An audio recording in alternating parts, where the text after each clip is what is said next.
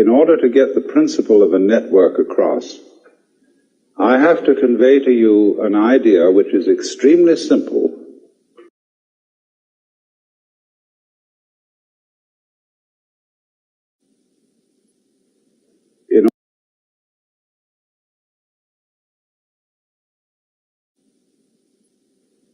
in order to get the principle of a network across, I have to convey to you an idea which is extremely simple, but which is difficult to grasp only because we're not used to it.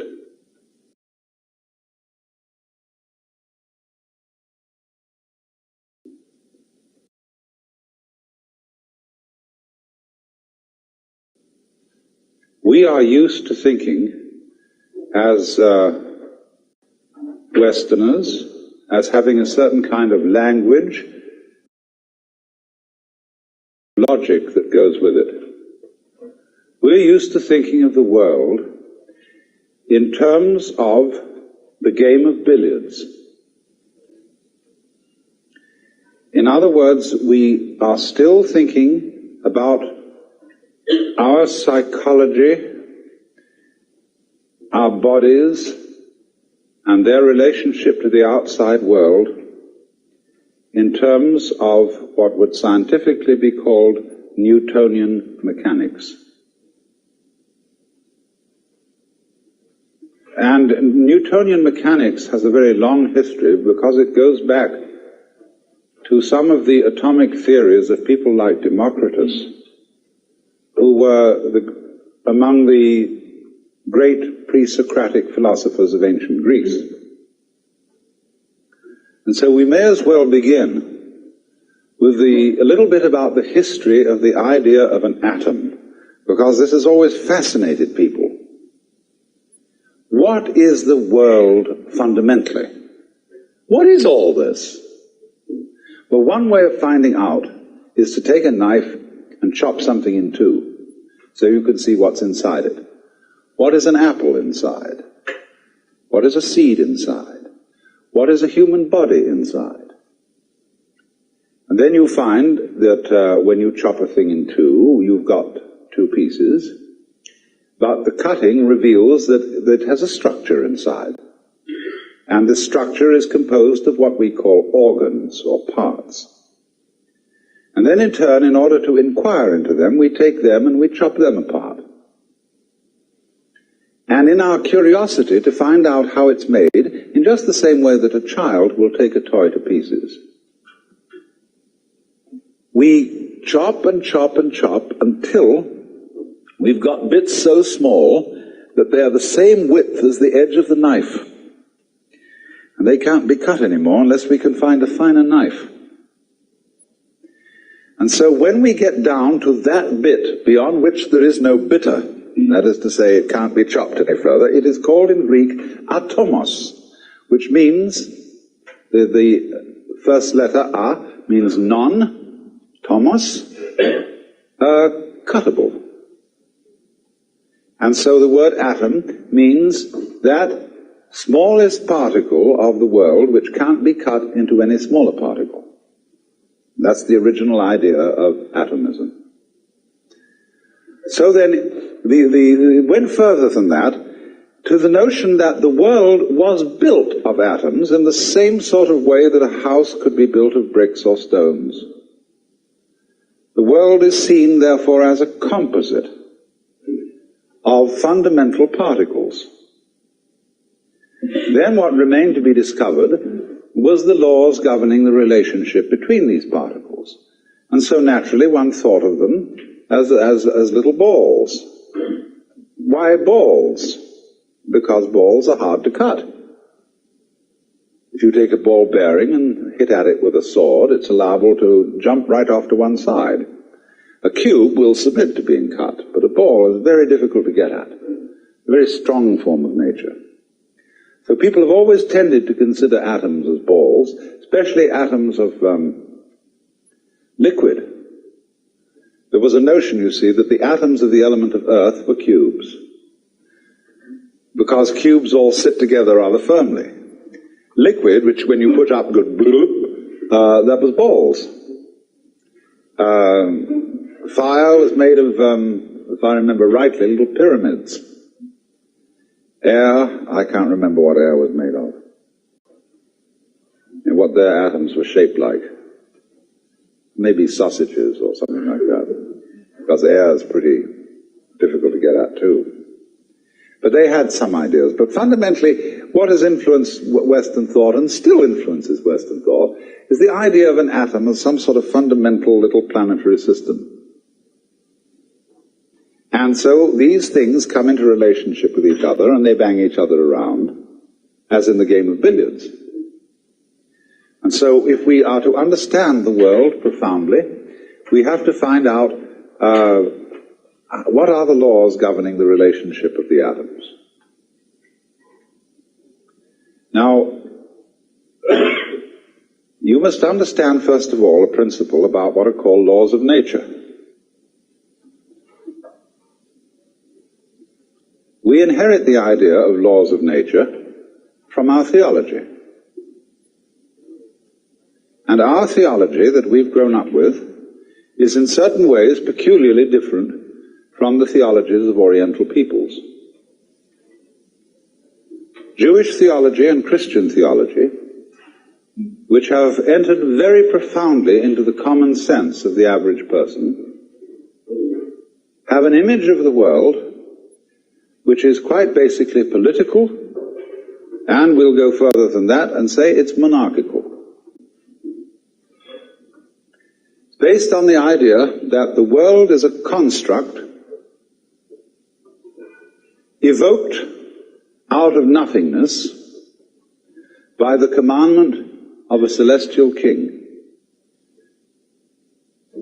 Now, there may be Jews in this room who are practicing and devout Jews, and there may be Christians in this room who are practicing and devout Christians. And I don't want to offend you by any imagery that I choose or remarks that I may make about this imagery, because I don't suppose that anybody has come to this room and to this particular place who is either a practicing or Christian Jew who has what I would call a naive idea of God. But the funny thing is about our ideas of God is that our symbols, the images, the mythological forms which we use to describe God have an extremely powerful influence on our feelings and on the way we behave. After all, I was a member of the Church of England when I was a small boy, and that had a very powerful effect on me. And in the Church of England, it's quite obvious, from an emotional point of view, as distinct from a very intellectual point of view, that God stands behind the King of England. And the King of England and the Archbishop of Canterbury and the whole hierarchy of lords and ladies and noblemen and officials who descend from this point are somehow involved, at any rate this is perfectly clear to a small boy, are somehow involved with the hierarchy of heaven. Because at morning prayer, to which we went every Sunday, the minister would pray a prayer which began, O Almighty Father, high and mighty, King of kings, Lord of lords, the only ruler of princes, who dost from thy throne behold all the dwellers upon earth. Most heartily we beseech thee with thy favour to behold our most gracious sovereign Lord King George, etc. And so this was a very courtly procedure at which the clergyman, dressed in his proper robes, proceeded to the altar, which is a kind of earthly symbol of the throne of heaven, made due obeisance, and presented this petition with all proper humility. Now, these are things that if you're brought up in that environment, you take for granted. That seems to be the natural attitude to God. But imagine someone coming in from a culture where God is not conceived in the image of kingship. How strange he would find this behavior. There's all this bowing and scraping, because you know very well that places where they bow and scrape and where there are thrones are places of terror. Because anybody who rules by force is and must be basically terrified. That's why he has to have all these protections, why he has to be addressed in the right form of language. Say you go into a court today, an ordinary U.S. law court. There is a very strict etiquette. And if you start laughing, the judge will bang the gavel and threaten contempt of court and all sorts of dire punishments. Because here everybody has to be serious. It's like on the parade ground. All those Marines lined up, and they salute the flag, and they have to have a very grim expression on them. It's serious. And so, in the courts of kings, they have to be serious because kings are afraid of laughter. They're also afraid of being attacked suddenly. So everybody has to kneel down. Because if you kneel down or prostrate yourself, you're at a disadvantage. And the king stands or sits at his throne with his bodyguards ranged on either side. See, like that. We've already got the form of a church. The bishop at his throne, his attendant canons and clergy flanking him on either side. And so certain great Catholic cathedrals are called, they're described with the word basilica. And basilica, from the Greek basileus or basilus, is the king. So the basilica is the court of the king. The very titles of God in the Bible, King of Kings and Lord of Lords, are of course borrowed from the Persian emperors. The Cyrus, which is the Greek word, Kyrios, meaning Lord. So the Mass begins with the invocation, Kyrie eleison, Lord have mercy upon us. The titles are borrowed from the Persian emperor. And so the rites that have become associated with Christian religion, and to some extent the Jewish religion, are reflections of those great autocratic monarchs of the ancient Near East, the Cyruses of Persia, the pharaohs of Egypt, and people like Hammurabi, who were the great Chaldean monarchs. The universe was conceived then as being ruled on a political pattern like that, so that Hammurabi in particular, and Moses after him, were great lawgivers. They were the wise ones who laid down the rules. They were the patriarchs who said, now this is the way everybody's got to behave. Somebody's got to tell what the rules are. And since you can't all agree among yourselves as to what the rules are going to be, I'm going to tell you what to do. And since I'm the toughest guy around here, and I got these brothers of mine who are pretty tough too, we're going to say this is the law, see, and you've got to obey. So, this is how we have got historically the idea of there being a law of nature. That somebody told nature what to do. Somebody told, for example, a wonderful poem by Father Feeney about bees. God, to some sticky stuff not yet alive in a hive, said, come, hum, be my bee and buzz as I bid. And sure enough, it was, and it did. See, and in the beginning, let there be light. A commandment. So commandment is the fundamental idea. So the quest of the law of nature is the quest for the true understanding of the Word of God. For by the word of the Lord were the heavens made, and all the hosts of them by the breath of his mouth. In the beginning was the Word, and the Word was with God, and the Word was God. What is that Word? If we could find out the Word of God, here is the idea, you see, we could perform incredible magic. That's why, for example, the name of God in the Bible is not to be uttered except once by the high priest in the Holy of Holies, once a year. Otherwise, that name, Yod-He-Vah-He in Hebrew, we don't really know how it was pronounced, and Jehovah mixes up those consonants with the vowels of Adonai.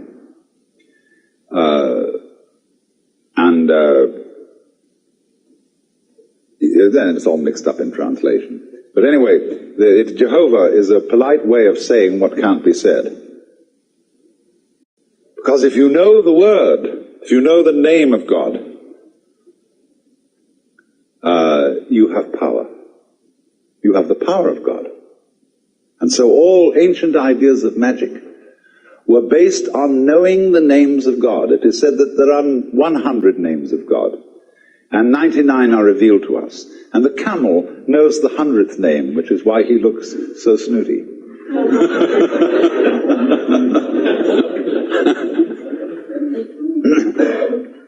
But so also, a person in what we now call primitive orders of society are loath to reveal their names.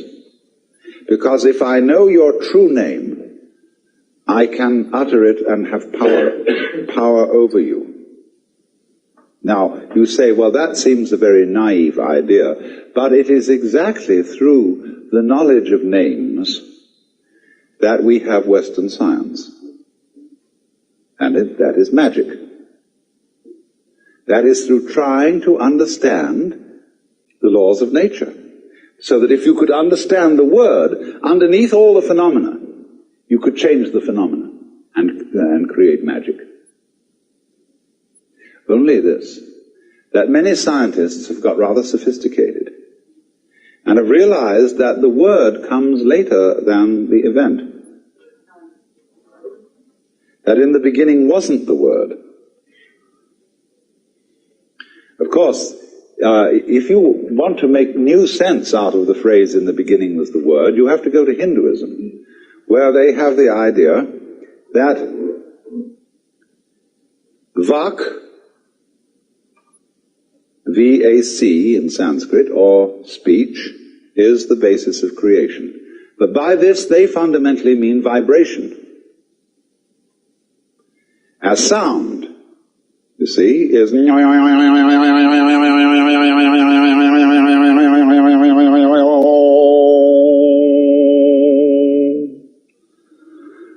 they say that is, you see, if you listen to sound and go right down into it, fundamentally get what sound is all about, you understand the whole mystery of things. Because the whole mystery of things is vibrating energy. On and off. Simple as that. Life and death. Life is on, death is off. Have to have off, to have on, have to have on, to have off. It's quite a relief. But there they say that's the beginning. Now, but they also say, in another sense, on another level, that the roots of Sanskrit, say the root form, say the word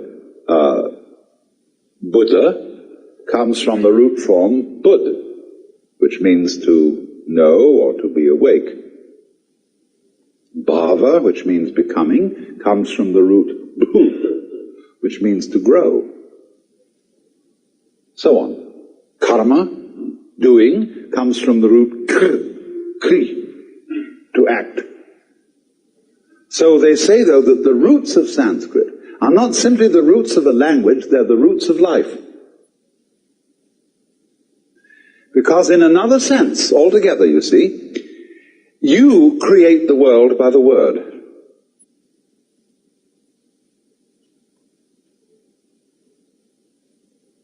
And this is something that we're not very conscious of. It's the way you think that determines your basic reactions to what happens. In the words of Shakespeare, there is nothing either good or ill, but thinking makes it so. Thinking is talking to yourself inside your head. And we, through this, build up all sorts of weird notions. We say, for example, well, one day you'll have to die. Have to? What's the emotional content of saying you'll have to die? It means it's going to be something imposed upon you against your will. So it's put in this passive mood. Have to. You'll be compelled to die. But I can't be compelled to die unless I'm fighting it. Supposing I want to die, supposing I commit suicide, Or supposing we look at it all in another way and say, when I get a disease and die as a result of it, getting a disease is something I do, just as much as taking a walk. Only we've got our thoughts arranged so that we say, you ought not to get a disease, even if it's just plain old age. Somehow you ought not to do that. You ought to go on. And therefore, you can't say, when death comes about, well, to put it in the words of Robert Louis Stevenson, I laid me down with a will. Because we've got this hang-up about life being divided into two parts. Things that we do, on the one hand, and things that happen to us on the other. And Buddhists say, what happens to you is your karma. And people don't readily understand that. They think my karma, something awful happened to me because of something bad I did in my last life. And therefore, I've got bad karma. Karma simply means your doing, your action. So that when something that happens to me is called my karma, it means that it's your own doing. And if you recognize that it's your own doing, it's never bad karma. It's only bad karma if you refuse to admit that it's your own doing and merely blame someone or something else that it's something that happened to you. Now I've digressed a little because what I was getting at was the meaning of a law of nature.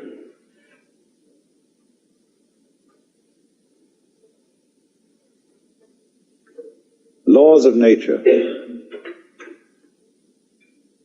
were taken over. The idea of the law of nature was taken over by Western science from this ancient magical notion of the Word of God, the commandment of God, being the foundation for everything that happens in the world. But now, today, in Western 20th century science, there is an entirely new idea of the law of nature. The laws of nature are not things that exist in any real sense, which phenomena like the motion of stars or the behavior of animals and rocks, they're not phenomena which these things obey. The universe is doing its stuff. But because we have a certain kind of structure and brain, we want to make sense of it. And therefore, we find various ways of understanding the world by the principle of regularity. Now what's that? Let's take a clock. A clock ticks regularly. But the world does not tick regularly. Inconveniently enough, the sun does not have the earth go round it in a neat 360 days. This has always irritated calendar makers. How to make a rational calendar? There is no solution, because the rotations of the earth upon its own axis do not neatly synchronize with its rotation around the sun. There's always something a little odd about it. So what we do is we superimpose over this rather odd elliptical path the ideal figure of a circle with its 360 degrees. Now that is also like putting a ruler along a piece of wood and saying this piece of wood can be cut to 12 inches. Now there are no inches in the wood. Inches are a method, a technique that human beings have invented for measuring things. And so we can cut out of a piece of cloth or a trunk of a tree so many feet. Well, originally, it's simply comparing the trunk with us by putting our feet over it one after another, saying it's so many feet long, or so many spans when you stretch out the hand. This is the fundamental idea of measurement, and the inch is, of course, one joint. Not your kind of joint. And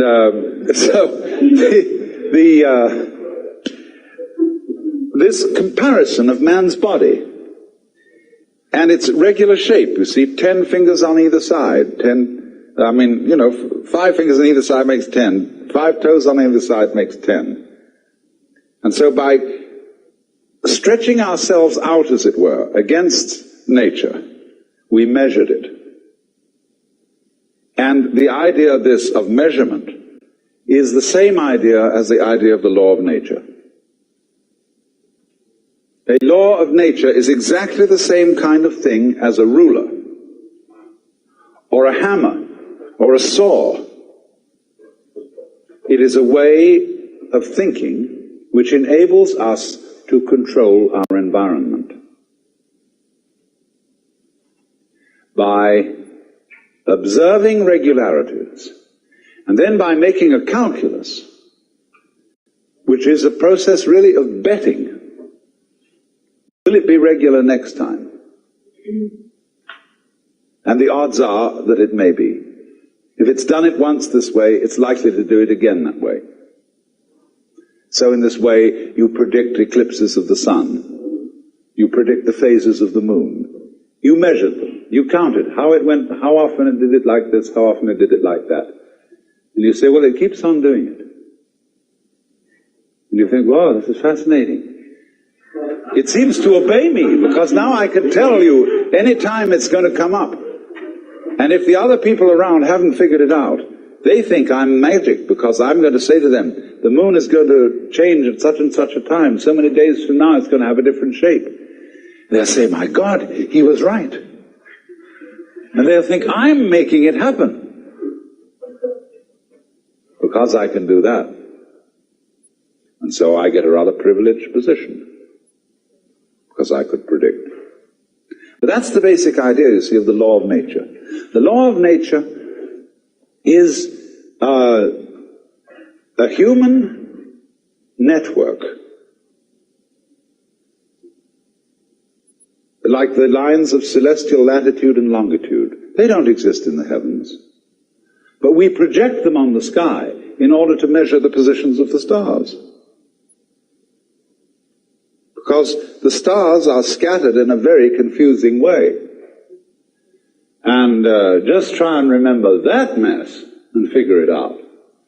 But the clever ones, you see, just said, look at it through a network, a spherical network. Then you can number all the squares in the spherical network in accordance with the principles of the circle, the 360 degrees. You've thrown the network on the sky. It isn't really there, see?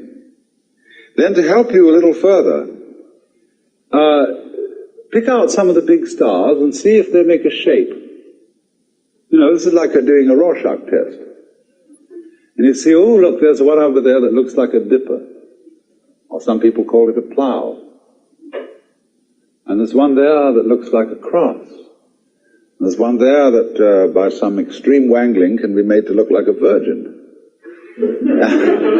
And all these lines that join the constellations together are our ways of projecting a pattern upon this great and glorious confusion so that we can remember it and chart it. But obviously you can very well see that if you looked at this same pattern of stars from some completely different position in space, all those constellations and their arrangements would vanish. You would have to invent a new one. Because there is nowhere where the stars really are. It depends where you're looking from. So in this sense then, man in nature with his extraordinary symmetrical brain and its amazing complications figures it out. And it's man who introduces the law into the world.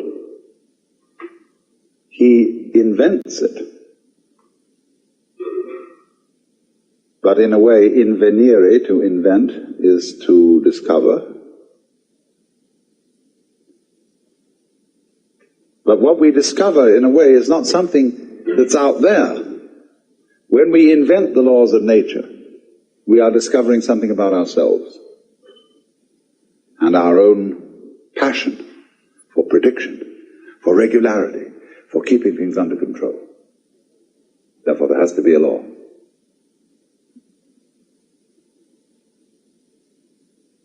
So then, going back right now to the beginning of what I started to say, the question was then, what is the law of relationship between the atoms, between the fundamental billiard balls of which the world is composed? Well, you watch the game of billiards, and there's a cue, and it hits that ball, and then it moves over, and it hits that one, and then that hits that one, and then that hits that one. And so the final ball, which moves into the pocket, has its behavior explained through its contact with the other billiard balls and the final contact with the cue. That's why it did it. And so this view of the world as something that happens by the mechanical processes of the law of cause and effect is one that is really basic to most people's common sense today, to most educated people. They would say it's very difficult to figure it all out because the whole thing is so complicated. But if you could know all the details involved in, say, the behavior or a single act of a human being, you would find that it was the ineluctable result of a series of bouncing balls against each other, fundamental atoms that predisposed the great final event to be just like that. So that theory of the relationship between the atoms is called, in technical language, catenary. C-A-T-E-N-A-R-Y, catenary. A catenary effect, or a relationship between events, is like, for example, to use another illustration, where you stand a row of bricks up, end up, and you knock over the first one and they all go kata, kata, kata, kata, kata, and fall down. That is a catenary sequence. But it becomes increasingly obvious today to the physicist and to the biologist that that will not do as a sufficient description of how various events affect each other. And so there's another type of causal relationship altogether, which is called, instead of catenary, reticulate. R-E-T-I-C-U-L-A-T-E, reticulate, from the Latin rete, meaning a net relationship. Wherein, in other words, any given event is not simply ascribed to one or more previous events, but that the relationship between the past and the present, and between the present and the future, is all to be taken into consideration in understanding any one event. In other words, let's take one event. I drop a ball and it bounces.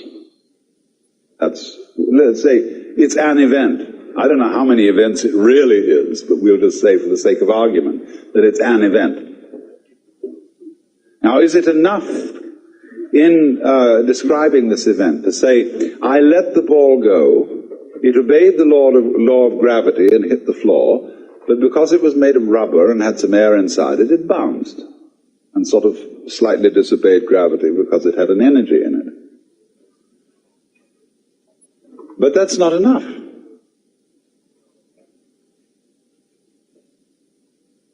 Because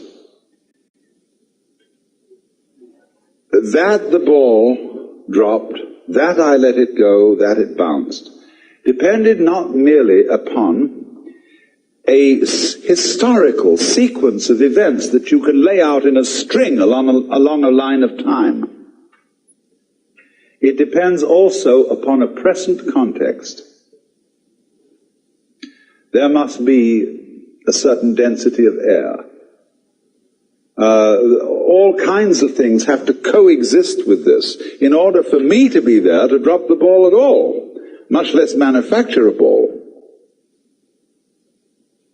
So that what happens must be considered not merely as a historical phenomenon, but it must be seen in context. Context is terribly important, because it isn't just when a thing happens that is important, it's where it happens. In what setting? So that you could say that my blood in my veins is in a certain setting. In a test tube, it's in a completely different setting. And in a test tube, my blood is not behaving in the way it behaves in my veins. Therefore, it's not the same thing.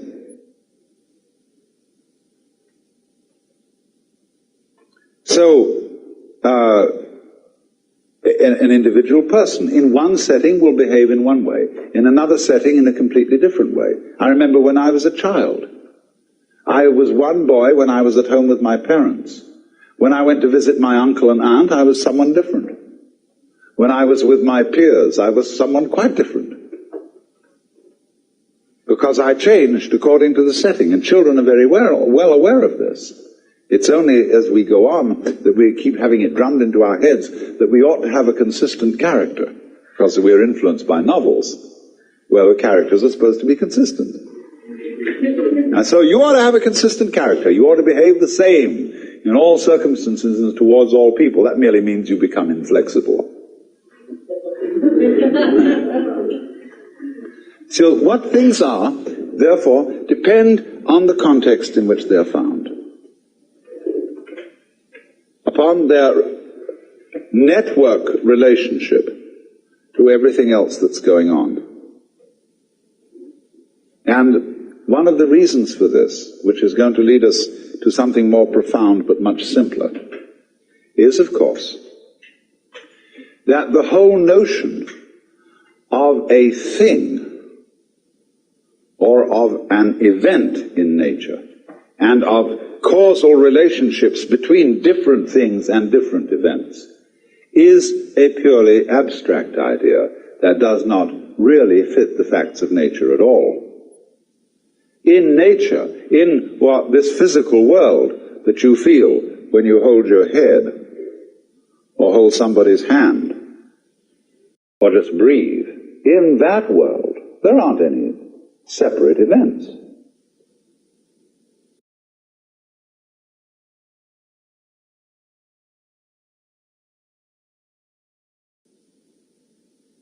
None whatever. Sure, there are all sorts of wiggles around here, all sorts of lines, all sorts of colors, all sorts of surfaces, all sorts of forms, but they're not separate. Because you see, you can't separate an inside, what you are inside your skin, from the outside of the skin. Because you can see that at once. If there weren't anything outside your skin, there'd be no inside. It takes the outside and the inside working together to create this situation. And in the simplest way, the situation that I call my body wouldn't be operating unless there was air around here to breathe. This physical phenomenon goes with the situation of there being air. Now, true, it wiggles about inside the air in a rather complicated way. And other people watching say, oh, something going on over there. Because the air you can't see, and it remains rather constant, except when there's a gale, and so you don't pay much attention to it, because it's always around. What you pay attention to is what changes rather rapidly. And you say, well, that's a that. Say, hey, you say to someone, you see this change going on, some wiggling over there, and say, what's that? See? And he knows what you mean by a that. A that means something on the end of a finger point. It's different. It's peculiar. See?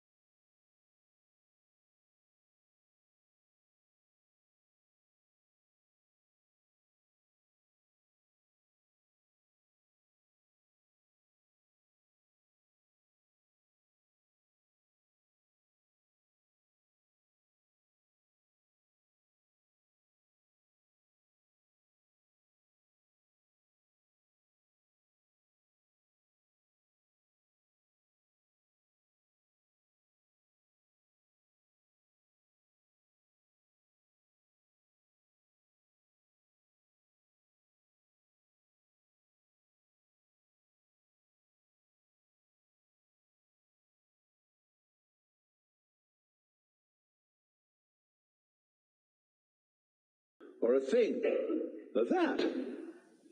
But all these that's that are happening aren't disconnected. They go with each other, just as I go with the surrounding air, and just as this whole situation in which we are at this moment is a complicated going-withness. Now here then we get to the fundamental idea, this idea of going with. And from this we shall be able to construct the whole notion of network. And this is the idea I said at the beginning, is extremely simple, but very difficult for people brought up to use Western languages to understand.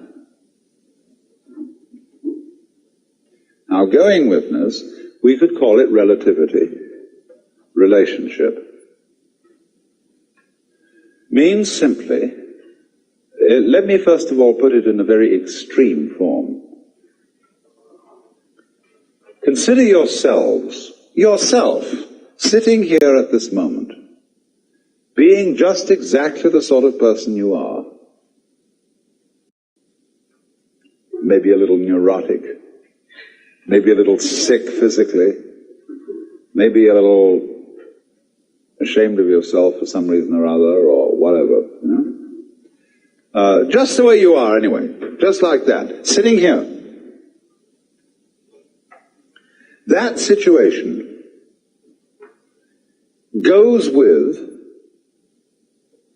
as back goes with front, the entire situation of the rest of the universe.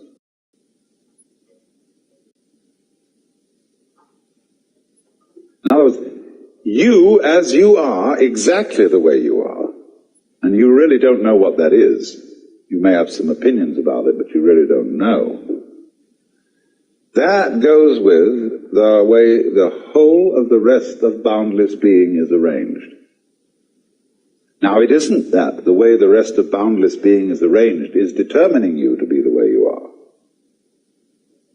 Or if it is that,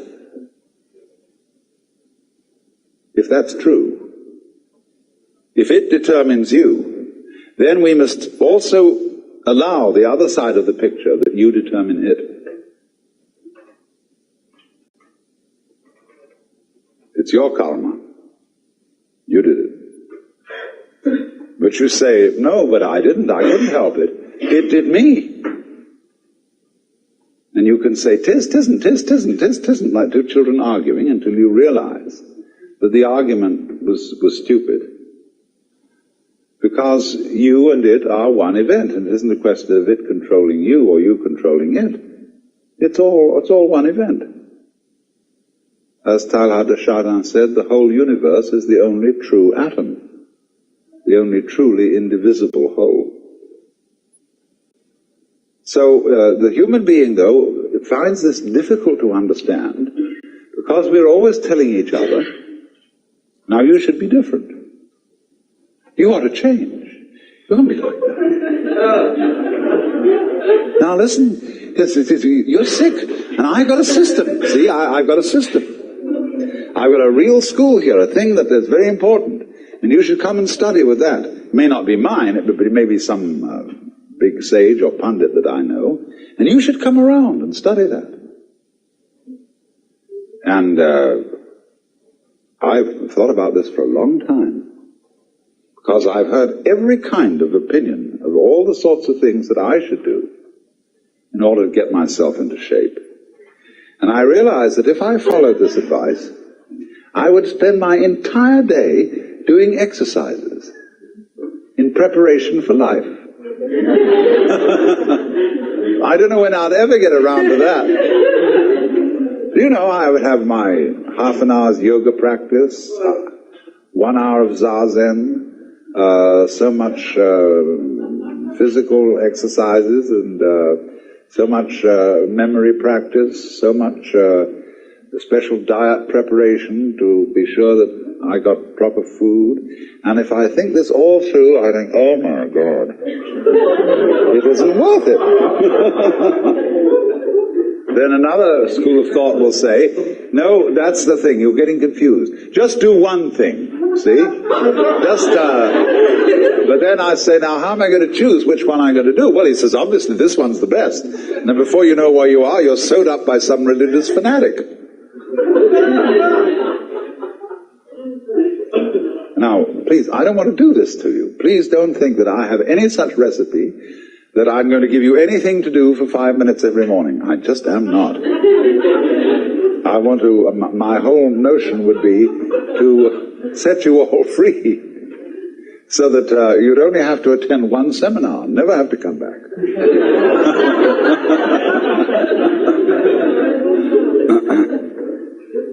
That's the idea, really. Because I know that so far as my own livelihood is concerned, that there are always more people. And if, no, I don't collect a following and just send them all away. There are plenty more people to fill the vacuum.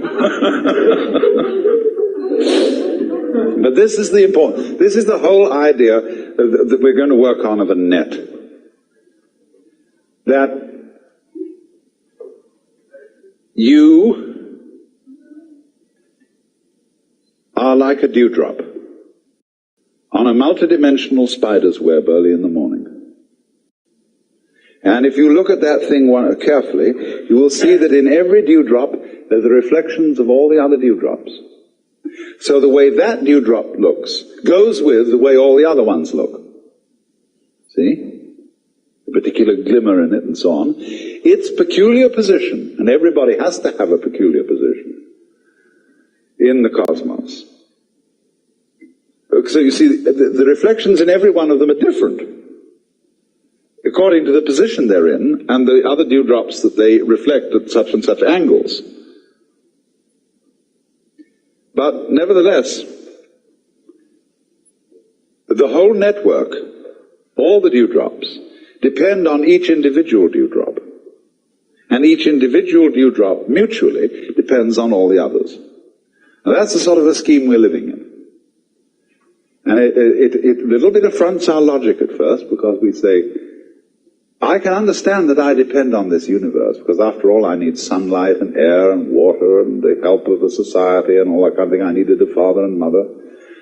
But looking at it from the other point of view, I find it very difficult to see how the whole thing depends on me. That's because we've been brought up with a put-down theory of the individual. No, children should be seen and not heard. You are the servant and subject of God, and don't you ask impertinent questions.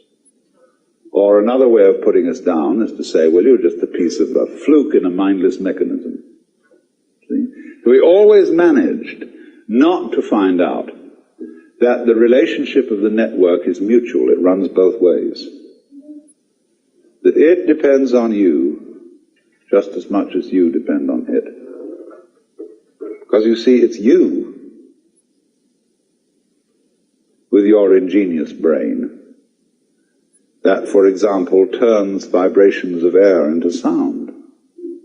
You turn whatever the sun is doing into light. You turn whatever the air is doing into a sky called blue. There is only blue for a brain. Just like if you hit a drum and it's got no skin, it won't make any noise. So it's the tight skin that evokes the noise out of a moving fist. No skin, no noise. So you, as the reflector, like the dewdrop reflects, you, as the so-called reflector of all that goes on, by the constitution of what kind of a reflector you are, you evoke what we call sun, moon, and stars, nebulae. Vast spaces. They're only vast in relation to you. They're not really vast. Only if you compare them with yourself, they're vast. They could be considered very tiny. Or equally, the space between two sides of a hair could be considered vast if you want to think about it that way. I mean, if you really want to go into a hair, there's an awful lot between one diameter of a hair, you know. And if you think about it a long time, you'll think it's what we call a vast subject. Study of for microscopy. It is a vast subject. Depends on the attitude, you see. But the basic principle, the thing I really want to try and get across, is this idea of going with the universe around you is your outside, just as much as the organs inside your skin are your inside. You go with it in the same way that the stalk goes with the root or with the flower. And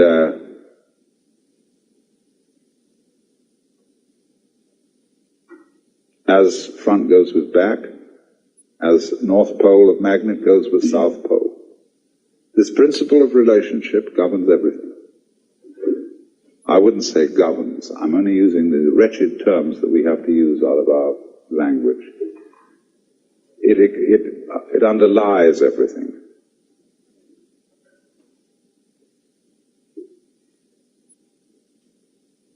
And it's important to realize,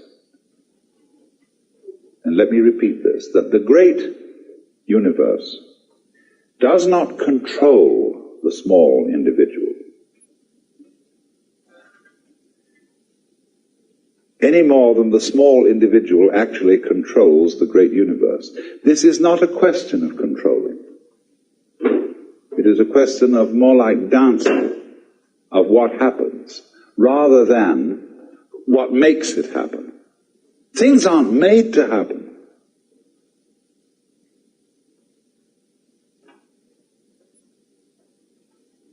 Only if you insist that a certain event is quite separate, then you can think of it being made to happen by the events that came before it. But if you realize they're all parts of one event, or different aspects, different phases of one event, then you see it happening and you don't see anything making it happen. Forcing, that whole idea of things being made to happen, in other words, goes back to the idea of a universe that is based on a monarchical image, where the boss says, damn it, you do that, and the thing can't help it, and so it's made to happen. But say in Chinese Taoist philosophy, the universe is just not seen in that way. It's not seen as anything is not made to happen. It is what does happen. But it's all interrelated. And therefore there is a pattern to it. There is an order to it. The order of the net. Things and events are explained as being links in a causal chain. And so every particular happening that is identified as a thing or an event, which is, however, quite an arbitrary kind of selection, is explained by its past, by the chain of events which lead to it in a causal sequence. On the other hand, in thinking of the reticulate relationship, a thing is explained not simply by its relationship to past events, but by its context, that is to say, its relationship to present and future events as well as past, so that every event becomes something in a network. Now, you will very well understand that when you see the knots in a network, or better, the squares of the net, they're all held together by each other. Imagine the kind of network where instead of there being, well, something like knitting. In knitting, the stitches are all held together by each other, and if something breaks at one point, the thing starts raveling. So, the reticulate view, or the net view of the universe, is one in which the Buddhists say everything mutually interpenetrates everything else. So, as I was trying to make the central point, the point of implication, the point of relativity, that things go together like two sticks standing on the ground in this way. See? They give each other mutual support. Or like the three rings in the Ballantine beer trademark, or the Christian symbol of the Holy Trinity. Those rings interlock.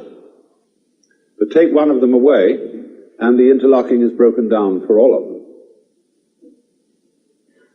So in the same way, the individual, although seeming to be something that rattles around in the universe, although a given planet or a given star seems to be something that is moving on its own, motion, the behavior of stars, is a situation that arises only because of the mutual interdependence of all stars. Because, to take a very simple illustration, if there is only one star in the whole universe, no motion can be ascribed to it. It can't even be said to be still. Nobody knows what it's doing because there's nothing for it to relate to.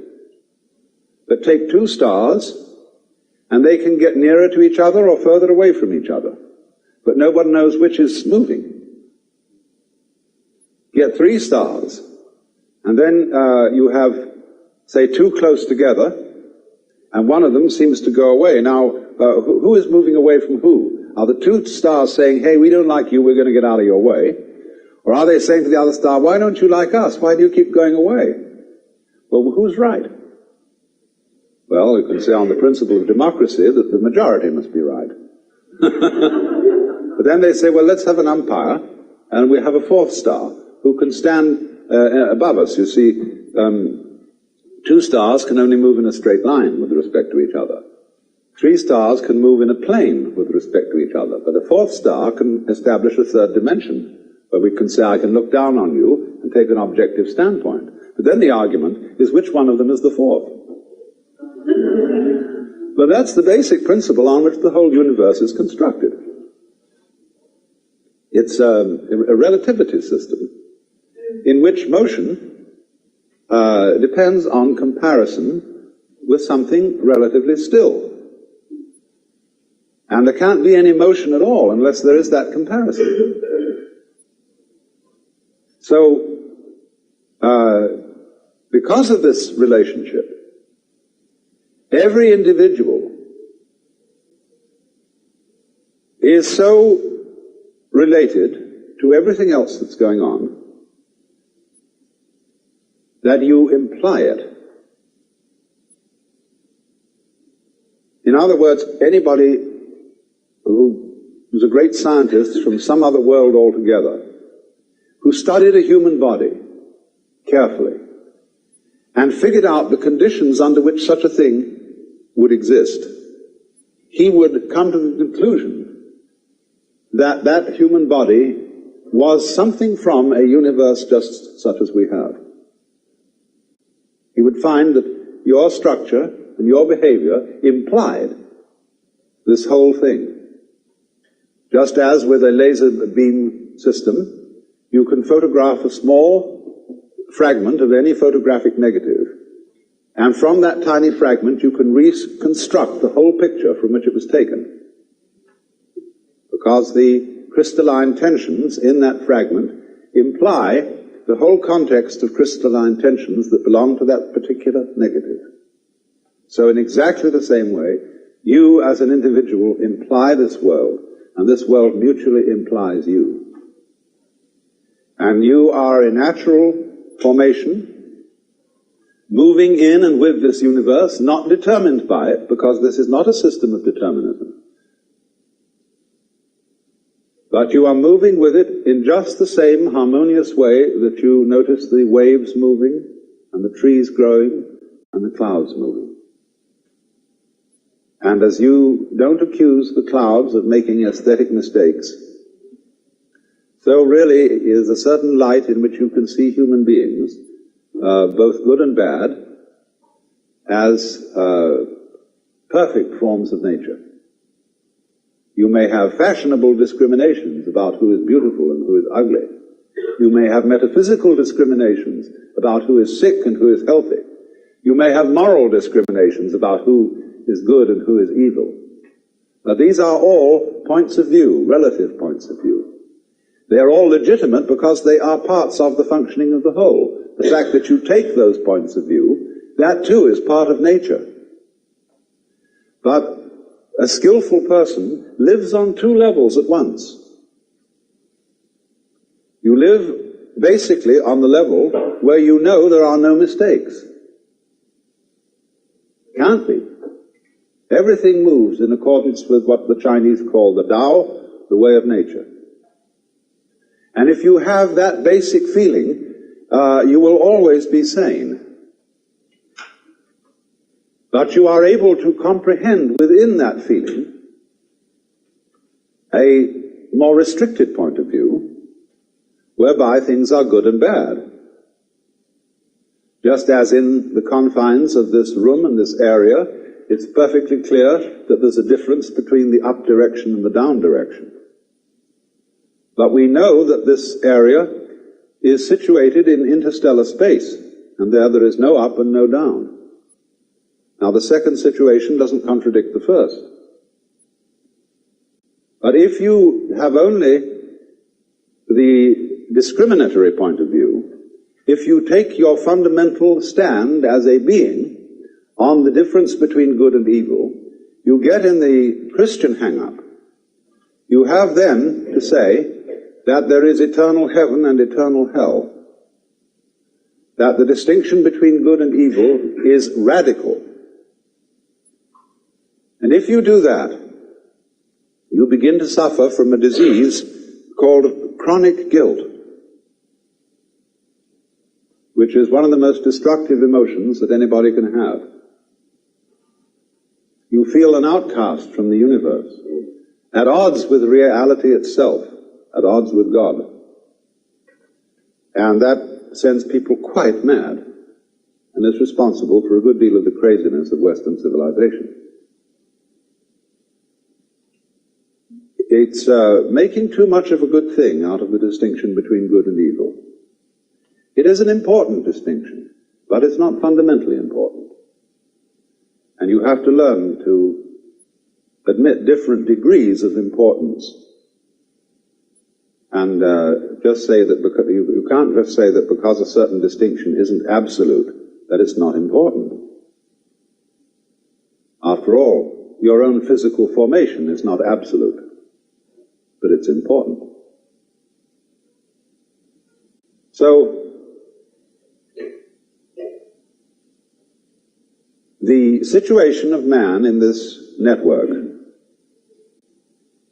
is to repeat the proposition, on the one hand, that he as an organism, psychophysical organism, is something that the whole cosmos is doing. That was the as much of truth, I think, as there is in modern astrology, which I regard as a pseudoscience. But it is based on a very fundamental principle. When you draw a map of a person's soul, you draw a small picture of the universe, a very crude picture. And that is the design of that person's individuality. The truth is, therefore, that your soul is something which contains your body. Your body does not have the soul inside it like a spook. And the whole cosmos is your soul. So the cosmos is doing you at the point you call here and now. Reciprocally, you are doing it. And the one depends upon the other. You have difficulty in conceiving this as a Westerner because we have all been brainwashed by several centuries of put-down theories of man. That you were the wretched little subject, and a disobedient one at that, of an eternal king, and B, that you were just a fortuitous congress of atoms in a mindless mechanism of incredible vastness. Having entertained those two theories of man and of existence for so many centuries, we are very much brainwashed into being unable to see that we and the universe are mutually causative, or to use the Chinese expression, mutually arising. Now then, a second difficulty arises in this, which requires that I bring in some ideas, first of all, from Buckminster Fuller. But the principal notion of Buckminster Fuller's thought, and if you don't know this name, Buckminster Fuller is what I would call a philosophical engineer. A man who is one of the most creative minds in the modern world. He invented the geodesic dome, which is his main claim to economic fame. But beyond that, he's done a great deal of extremely fascinating thinking about the future of technology and the situation of man in the universe. And he has devised this important term, synergy.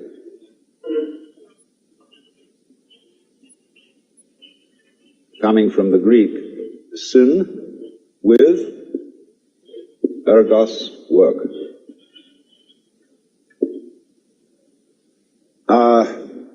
But what he means by synergy is this, that every complex organism has as a whole an intelligence greater than any one of its parts. And that every complex organism as a whole has an intelligence greater than any one of its parts.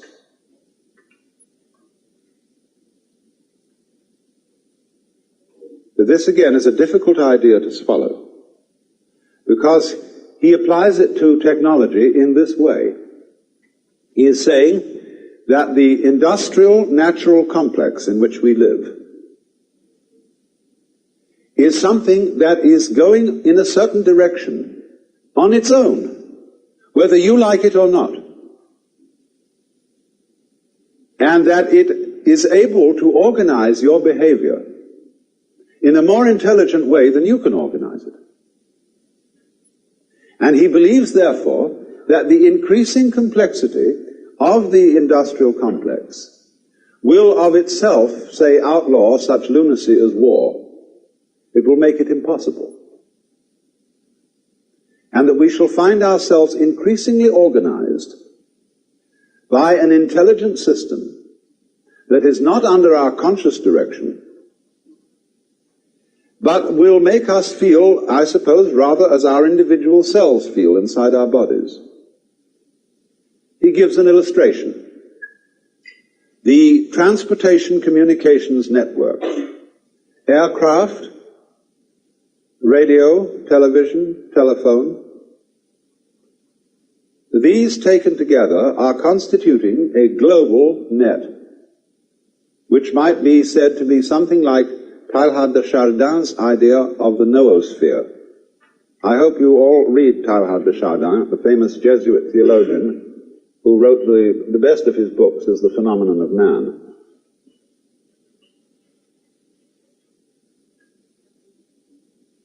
The Earth, which is the geosphere, from the Greek geos, geese, the Earth, then the Earth, as the geosphere, is covered with a biosphere. That is the sphere of living organisms. The biosphere, in turn, generates the noosphere, which is the communication network that we call the mind, through literature, through speech, through radio and television communication. The noosphere is slowly realized. So, Buckminster Fuller is really talking about the same thing. The noosphere is the network of communication set up by technology. And so, for example, let's just take air transportation. As a result of jet planes, all centers that are in communication with each other by jet aircraft are becoming increasingly the same place. When you wake up in Tokyo, having come from Los Angeles or San Francisco, you are slightly in doubt as to where you are. Because Tokyo is an immense muddle. It's a mixture of Paris with Los Angeles, of San Francisco with Shanghai, of London, vaguely thrown in, and sort of a touch of Japan. It's a phenomenal place. But if you live in San Francisco, you realize it's becoming more like Tokyo. Because we have a tremendous inrush of Japanese culture. We have superb Japanese restaurants. You can go to sushi bars, that is to say bars for rice balls and raw fish, which are beautifully served, just like in a bar in Tokyo. And increasingly, we have supermarkets which sell Oriental, African, and Japanese goods. And I call them supermarkets for the unusual. And more people are laying down tatami mats and cooking over hibachis and using chopsticks and every kind of thing like that. So the point is that how near a place is to you is simply a factor of transportation.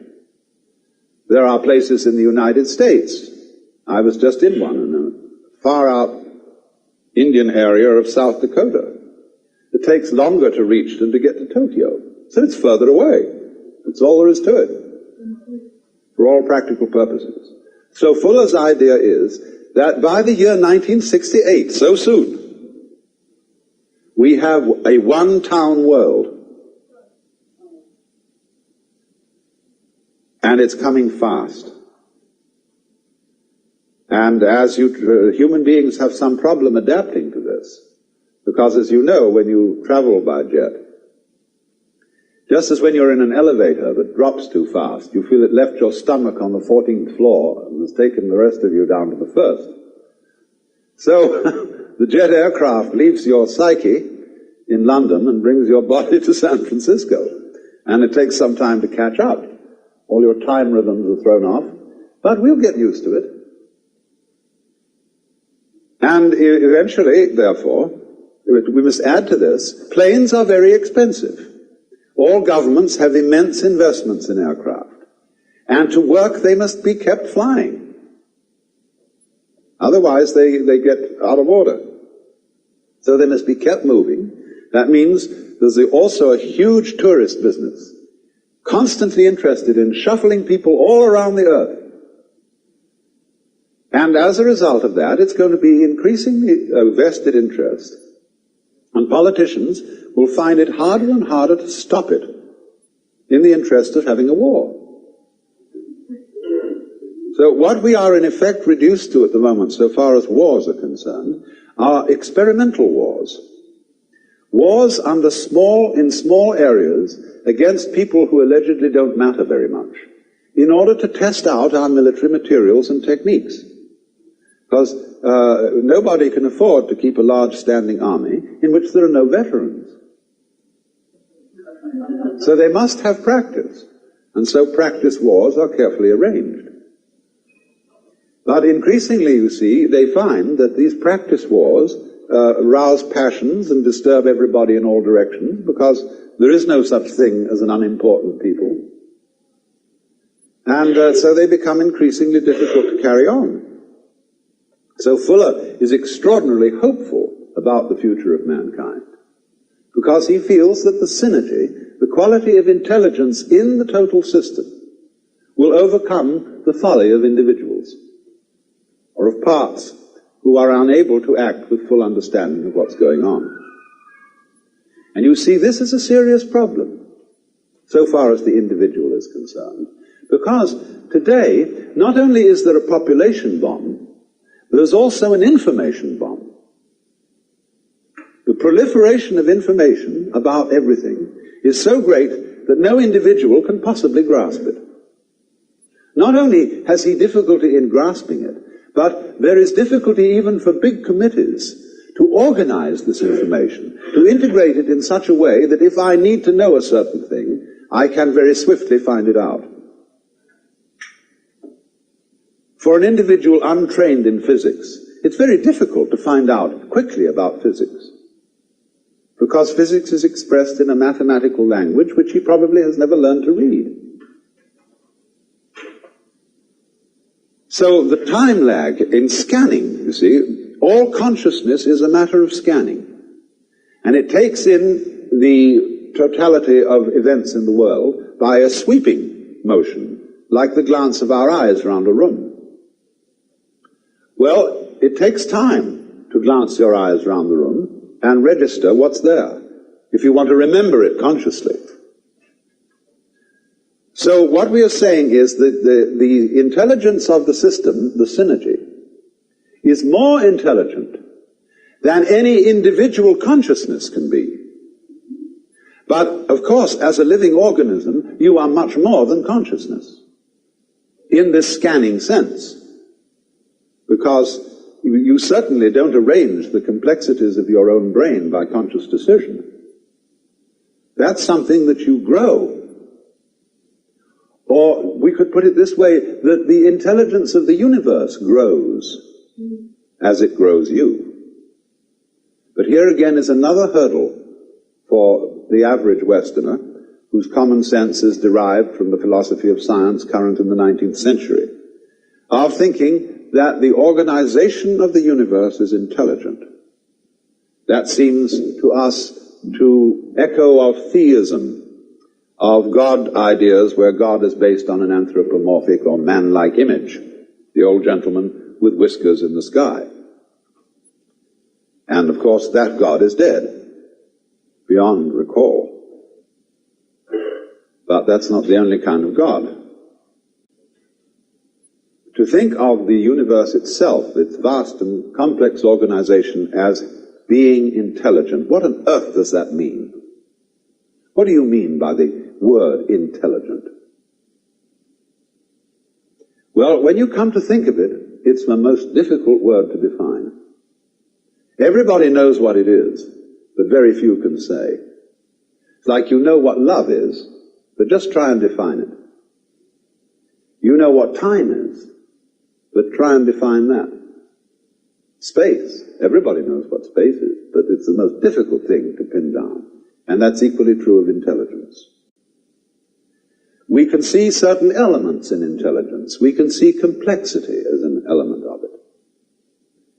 We can see complexity as what we call an orderly arrangement of different clusters of complexity. But again, we're using words, all of which are imprecise. What do you mean, orderly? That's practically to say it's all in order, it was almost like saying it's intelligently arranged. We recognize these things, but we are not quite sure what we mean by them. But we recognize them at once. And for example, if we begin with the pure hypothesis that we ourselves are intelligent, and let it go at that. If we're not, then nothing is. But let's, for the sake of argument, say that we human beings are intelligent. Now, if that is so, then the environment in which we live must also be intelligent. Because we are symptoms of that environment, and I don't for the life of me see how you can have intelligent symptoms of an unintelligent organization.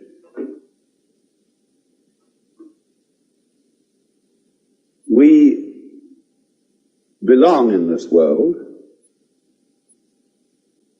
We didn't arrive here from somewhere else. We're not tourists in the universe.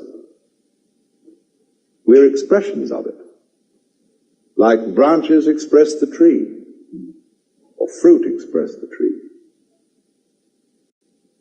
And so you will not find an intelligent organism living in an unintelligent environment.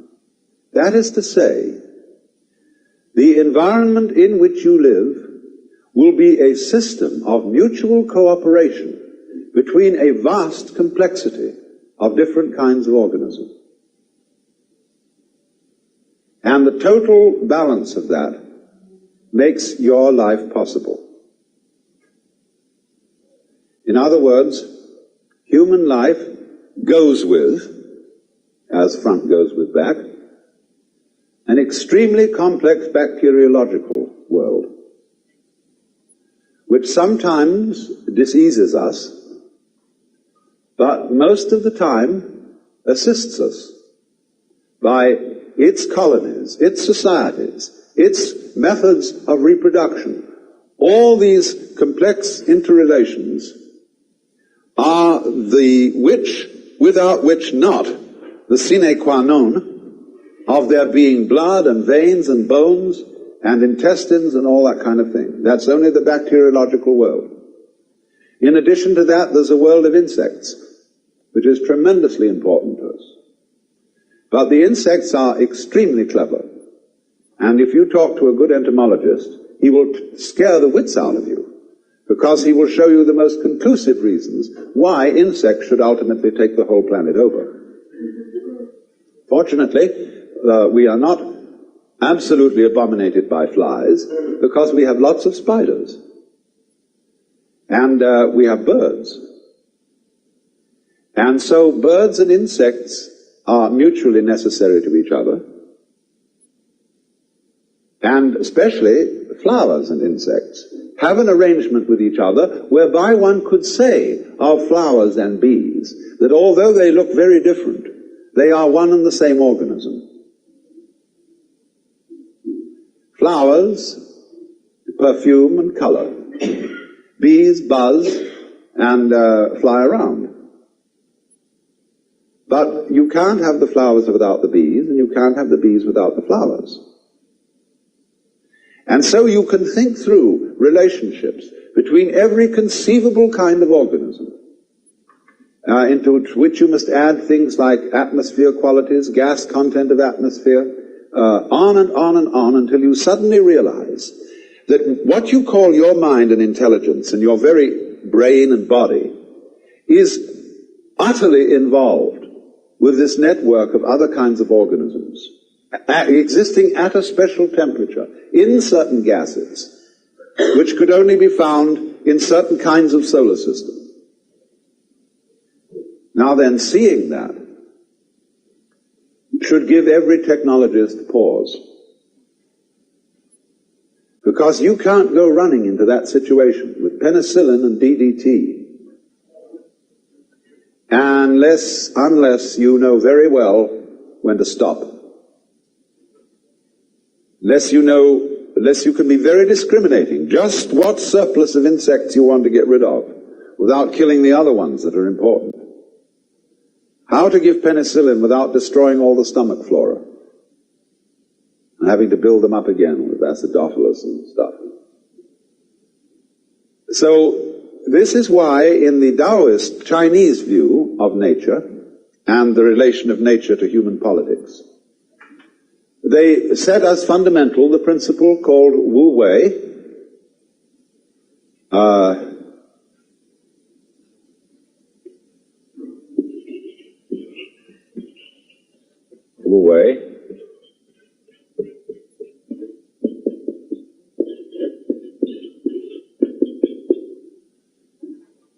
which means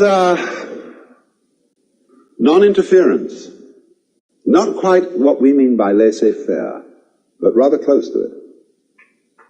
That is to say, when you act upon nature,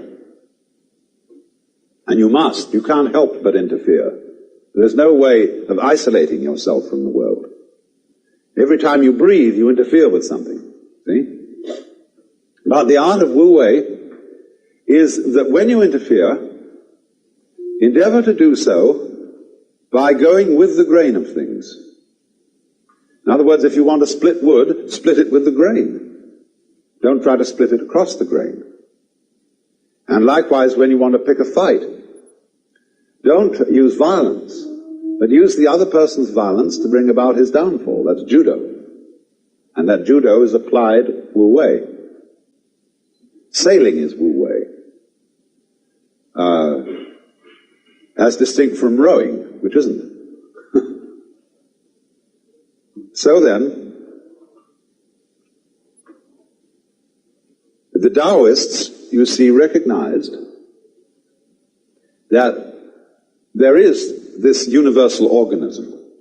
And they thought of the cosmos as a great organism without a boss. There is no one in Chinese philosophy making the world happening or ordering it. There is no, as it were, central principle in the middle which sends out commands to all the subordinate parts. But rather, that the thing organizes itself. Their word for nature being zran, meaning what is so of itself. So they saw the whole cosmos as a self-regulating organism, and they further saw that the individual is not merely a part of that organism. He is an expression of the whole thing. And the whole depends upon this expression, just as much as the expression depends upon it. And that was the principle of mutual interpenetration, which is called it's more familiarly known by its Japanese name, Jiji Muge. The principle of the network. Between thing-event and thing-event, there is no obstruction.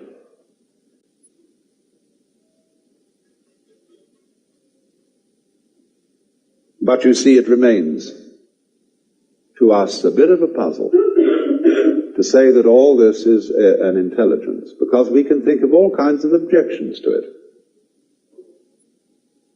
We can think, if by some conscious science we were able to construct the universe, we would do it a little differently. We would have improvements to suggest upon mosquitoes. We would, perhaps a great surgeon might suggest that the human body be organized a little differently. We can think of dozens of things.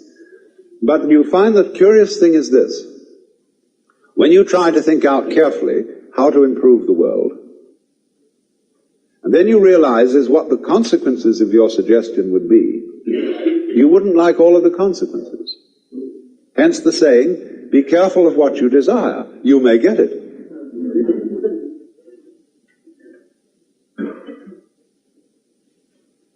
And then one invites the individual, and this is one of the great, great things to do, to suggest another kind of universe. What kind of universe would you design if you were God? And I recommend, I'm not going to go into this because it's a long story, but I thoroughly recommend it as an exercise in thought. Model your own universe and see what comes out of it. Because I can only tell you that you will eventually discover that you will model this one.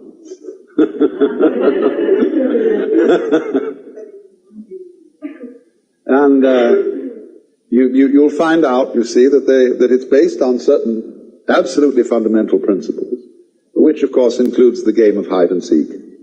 Now you see it, now you don't, which is vibration, which is the same thing as energy. You've got to begin with that. But once you start with that, it implies the rest. Because all that we see around us is just a fantastic combination of black and white elements, of what the Chinese call the yin and the yang, the negative and positive forces. And it all leads to this, but in an incredible dance. So then, you have difficulty, though, of course, in seeing the world as an organism, because when you look out at the stars, you are in roughly the same situation or relationship to what you are seeing as when a physicist studies the constitution of the atom.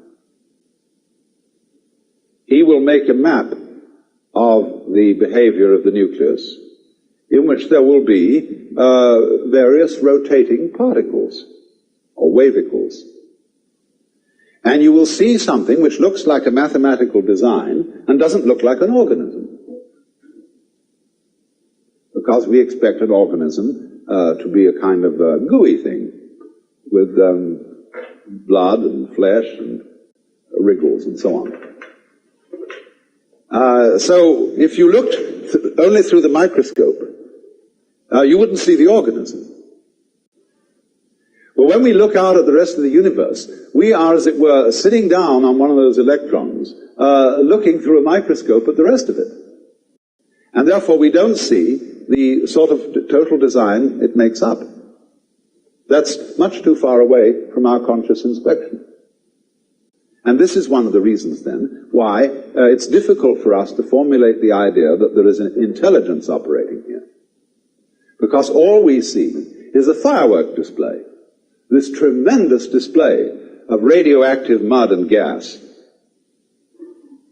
And one would say, well, it's just a kind of a contraption that happened to arrive there, and that's all there is to it.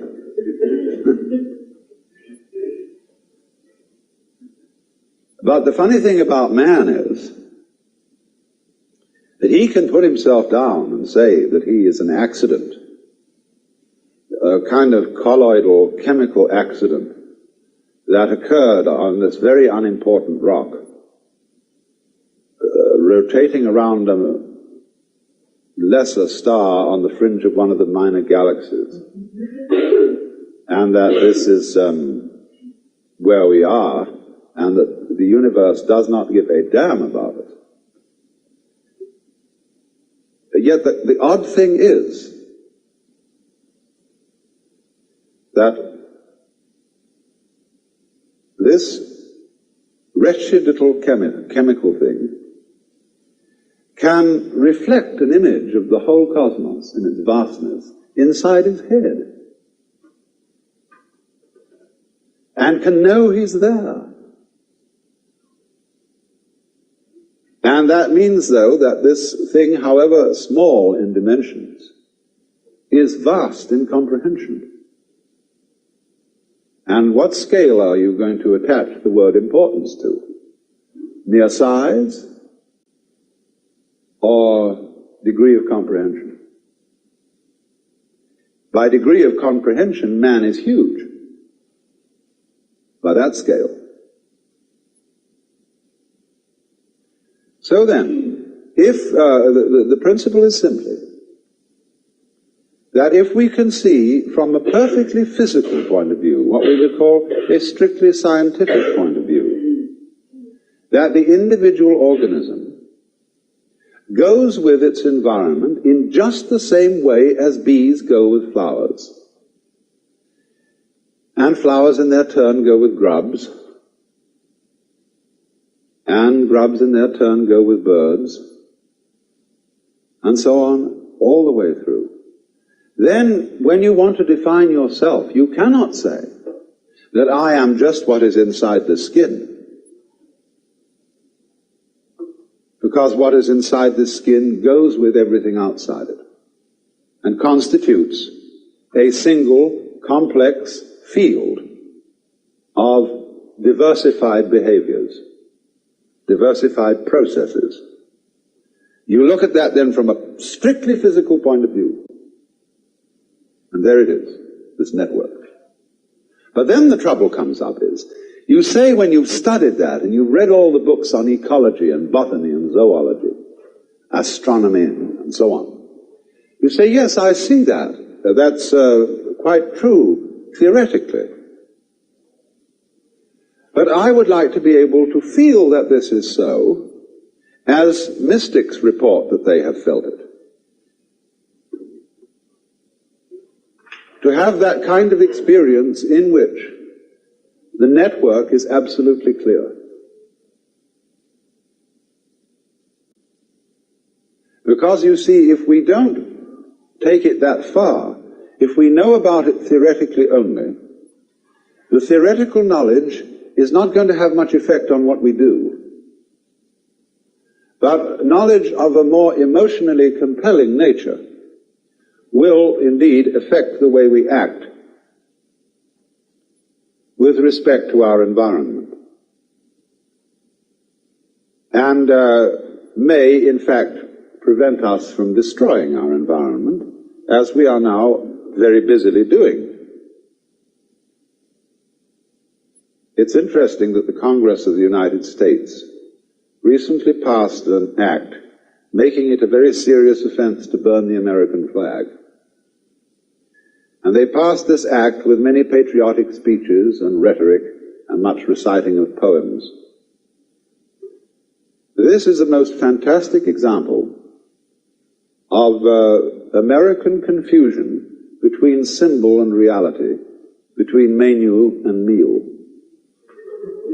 Because this same Congress is directly or indirectly responsible for burning up what the flag stands for, namely the geographical United States and its people, by not really doing much about the devastation of our forests, the pollution of our water and atmosphere, the reckless waste of our natural resources, and resorting to a form of economy which, under any sane circumstances, would be termed sheer lunacy. But see, they cannot distinguish between the symbol and the reality, because we are all hypnotized with words and symbols. And so when the flag is more precious than the country, we are insane.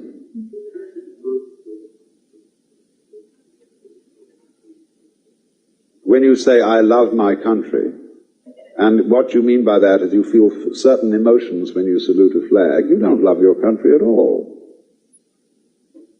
Because to love the country means to participate in its life in a loving way, in a considerate way. And after all, our animals are, in a certain sense, members of the United States. Birds, bears, all these lovely creatures. And what we are doing is we are getting rid of birds at a fast rate. We've reduced certain populations of birds by as much as 75% in the last few years,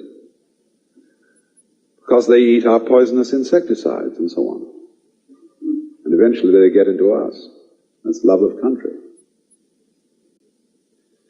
So,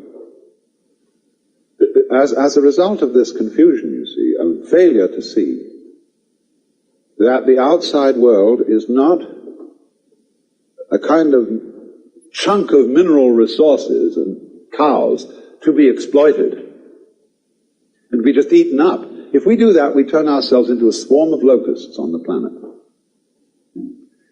The price for eating beef is that you must farm beef. You must conduct husbandry. You must help cattle to multiply, and you must care for them properly. The same with fishing. We have not husbanded whales, and therefore they're on their way to extinction. This is the price. You've got to cherish the animals that you live off. And then furthermore, after that, to put in my particular prejudice, you've got to cook them properly. You don't just chew it up because it's supposed to give you energy. It'd be good for you. That's an irreverent use of dead animals and dead plants. They give their lives for you, and the proper response to that is take it with reverence, and that means cook it well. So that your act of cooking is like the rituals of a priest at an altar. It is the sacrificial altar, the chopping board and the range, which we use. And it's not a kind of a... Kitchens are not to be looked on as sort of lavatories where you throw things together to put in at the upper end.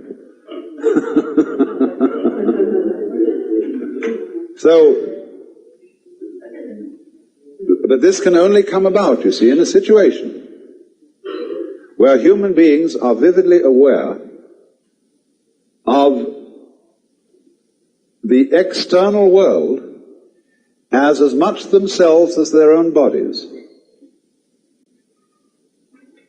And you must allow yourself, therefore, to feel that what you see is not merely something out there. It's in your head. And your head's in it.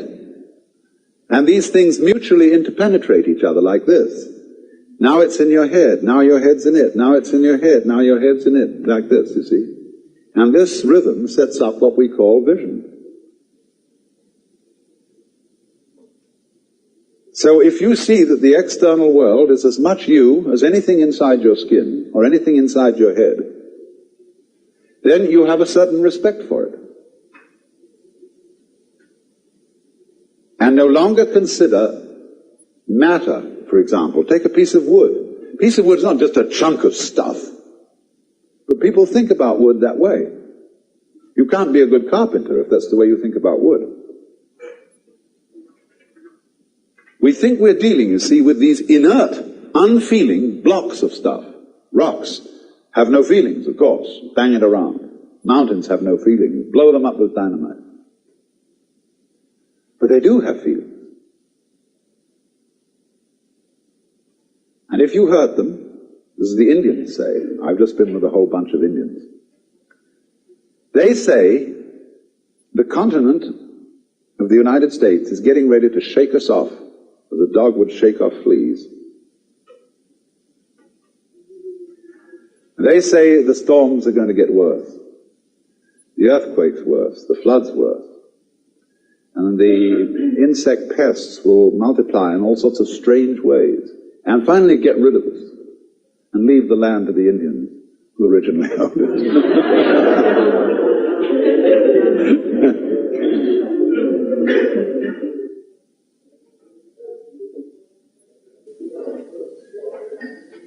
The question arose this morning about the problem of whether the extension of the network, especially by electronics, might not abolish individual privacy. And I said I was planning to devote this afternoon's session to that problem and some of its ramifications.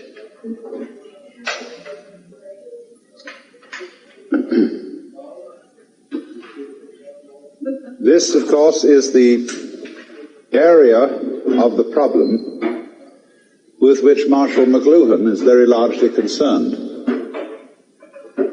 For he has pointed out that just as the wheel is an extension of the feet. And as beyond the wheel naturally comes the horse and carriage, the automobile, and the airplane, all these technological creations are extensions of the human organism. And finally, the electronic network of telephone, telegraph, radio, and television is an extension of the nervous system. And into that we must throw, as an additional extension of the nervous system, the computer. The computer into which data can be fed from the files of the insurance companies, the Internal Revenue Service, the police, the credit agencies, everything. So that in a matter of seconds, when an individual is identified, an enormous amount of information about him can be instantly known. In a rather similar way, the time is not too far ahead when you will be able to have a box about so big on your desk, which has a little screen on it and a dial. And after dialing a key code, you will dial the catalog number of any book in the Library of Congress that you want to read. And at any rate that you wish, the spread pages of that book will appear on your television screen. And you can get it right like that. When we get to television worked with the agency of laser beams, you will of course be able to see solid three-dimensional images in color projected in a certain area, and you can walk around it. I haven't discovered yet whether you can kiss it.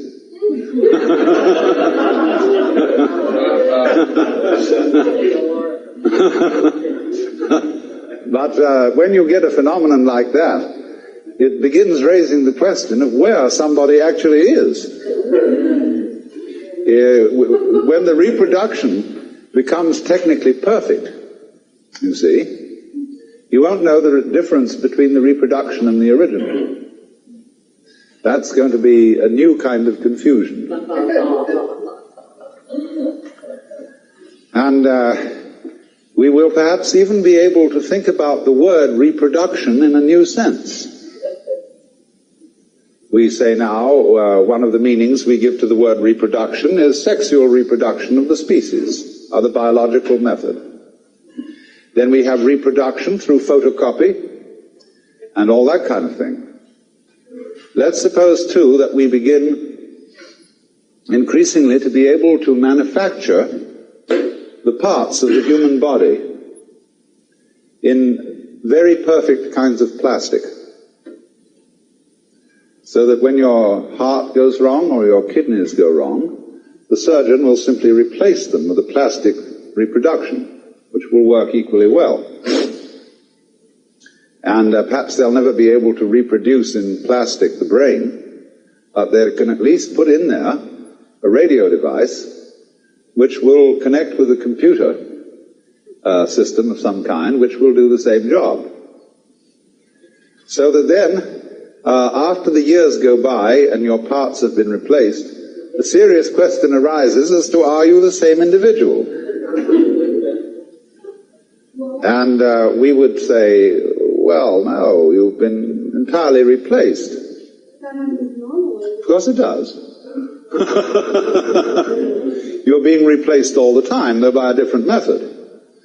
And just as, say, an institution like the University of California, which is a very rapidly changing university, for some mysterious reason it remains the University of California, recognizable as such, even though the students, the faculty, the office and administrative staffs, and the very buildings themselves are in a state of flux, so that they hardly remain a constant for 5 years in succession. What then is the university? The university is a pattern of behavior. And the organisms involved in that pattern keep changing. But the pattern retains an identifiable continuity. So does your body. So does the whirlpool in the stream. So do the hot springs down below, although the water is running through them all the time and is never the same.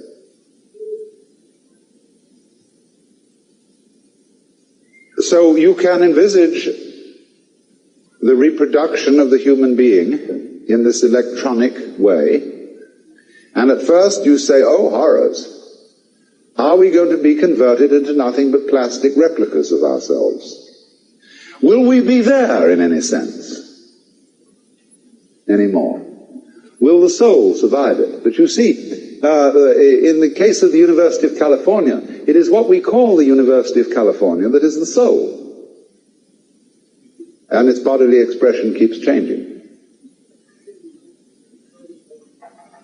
So, when we find out that we are electronic echoes of ourselves, being perpetuated through the ages, we shall come to the astonishing conclusion that that's what we already are. Only we have to do it again ourselves in order to realize it.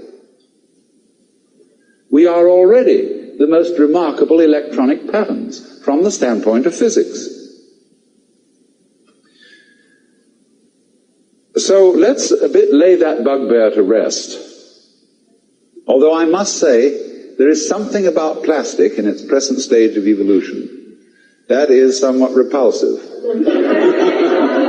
There is a state of consciousness which those who are psychedelically hip or hep call the plastic doll, in which everything looks as if it's made of plastic, as if or patent leather or enameled tin, that it only reflects light and has no light inside it. There is another side to the vision whereby everything becomes living jewelry with light inside, a kind of beatific vision as distinct from a diabolic vision. And at the present stage of its development, plastic always suggests the diabolic vision. But it is through the diabolic vision that you gather the deepest insights. It's really profounder than the beatific vision in a certain way. Because if you can go down into any experience, I hope you understand the meaning of this phrase, go down into. It's very important. It means exploring a certain sensation or a certain feeling, to find out all its implications, to find out what it is at root that you like about it or dislike about it. And you will find, if you explore the plastic doll vision sufficiently carefully, that it will bring about in the end a far greater depth of bliss and realization than merely exploring the things that are lovely at first sight, obviously so. So one should think about this funny thing of technology considered as artificiality in the light of the realization that there really is nothing artificial. You might say the distinction of the artificial from the natural is a very artificial distinction. That the constructs of human beings are really no more unnatural than bees' nests and birds' nests and constructs of animal and insect beings. They're extensions of ourselves. So then, what about the situation when it arises that we are all computerized, that no one is hidden? I want you to notice something already about the Bell Telephone Company. They have a regulation whereby you cannot switch your telephone off. You may have an extension in the house and you may switch that off, but you may not switch off your main phone. And if you leave it off the hook, it starts screaming after a while. They project that not many years hence, the ordinary telephone will disappear, and every individual will carry around with him a thing about the size of the old pocket watches. One side of it will be a TV screen and a speaker. The other side of it will be a set of buttons, over which you just place your finger to activate them. You will be able to dial world information, who will give you the number of any given individual. If he doesn't answer, he's dead.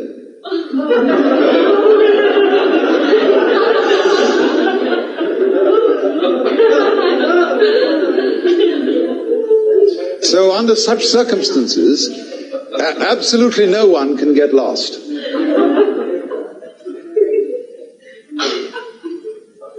And then you see, as this moves on, let me develop some of its further possibilities. People like Toynbee and McLuhan have noted that as technology progresses, there enters into it a quality of what they call etherealization. And this is connected with Teilhard de Chardin's doctrine of peduncles. Peduncles aren't exactly relatives. And we have to understand first the doctrine of peduncles. Now, here it is. Here is a globule. It might be an amoeba, or it might be oil in water suspended. And this globule is going to separate. First it does this. Then it does this. Then it does this. And then it does this. See? Now, these things here are peduncles. From the Latin root pes, pedis, meaning a foot. Some sort of protrusion out of a globular body. So notice then that the production of a peduncle, here in the form of a connecting neck, and here in the form of little tails when the neck is broken, that in the course of the development, when we reach this stage, the peduncles have disappeared. According to de Chardin, this is why we do not find missing links around in the evolutionary process. They vanished in accordance with the law of peduncles. Now, in exactly the same way, the human technology sets up certain kinds of peduncles. A road, for example, or a railroad is a peduncle, because with the development of automotive traffic, truck traffic, the railroads become increasingly obsolete. And there are rusty old tracks lying all over the country that are not used anymore. And then with the development of aircraft, the road tends to become obsolete. With the development of radio, the wire as a connection, as a peduncle, becomes obsolete. So that more and more, the connecting links that we saw in a visible way disappear with the development of more expert types of communication. We can easily take this a step further. When we develop a form of electronic communication, such that you don't even need to take a plane. You want to see, supposing I want to see my father in England. We both have these laser beam TV jobs, and just like that, I can recreate in front of him myself and my exact environment, everything around, just as if he was sitting in the room. And I can do that with his set on the other end. So that eventually we don't need to take the plane. You can conceive, as some science fiction writers have, what seems to us a rather appalling situation, where you never need to leave the place where you're sitting. All food supplies and everything are automatically delivered. You just dial what you want, and some kind of mechanical process transmits it to you. Then they go further than that. They don't. They really abolish food altogether, because they've got it down to some special essences which you take. Then they go beyond that, and you give yourself a certain kind of electronic stimulation, and it does all for you that food could ever do.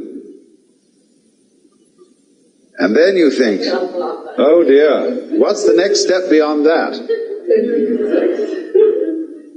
Of course. The next step beyond that is, of course, there's one thing yet, one peduncle we have to get rid of. And that is the black box, the electronic gadget. Because by the time we have become as etherealized as that, we move into telepathy and psychic communication. And as soon as you make that step, of course, it would seem that all privacy whatsoever has gone. Because what you are inside is an open book to everybody else. Your thoughts are easily read. And therefore, you may say at first, ooh, that is the conversion of humanity into an anthill of the worst type. And this is, in a way, naturally, what all properly educated Americans, and I will add properly educated Britishers, and some other peoples, dread. It is said the Englishman's home is his castle.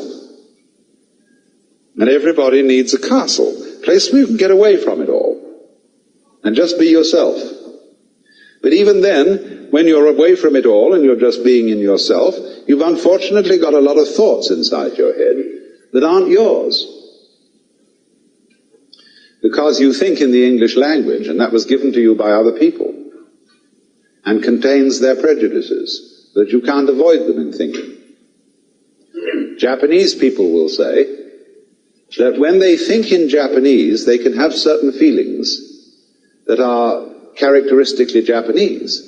But when they start thinking in English, they can't have those feelings.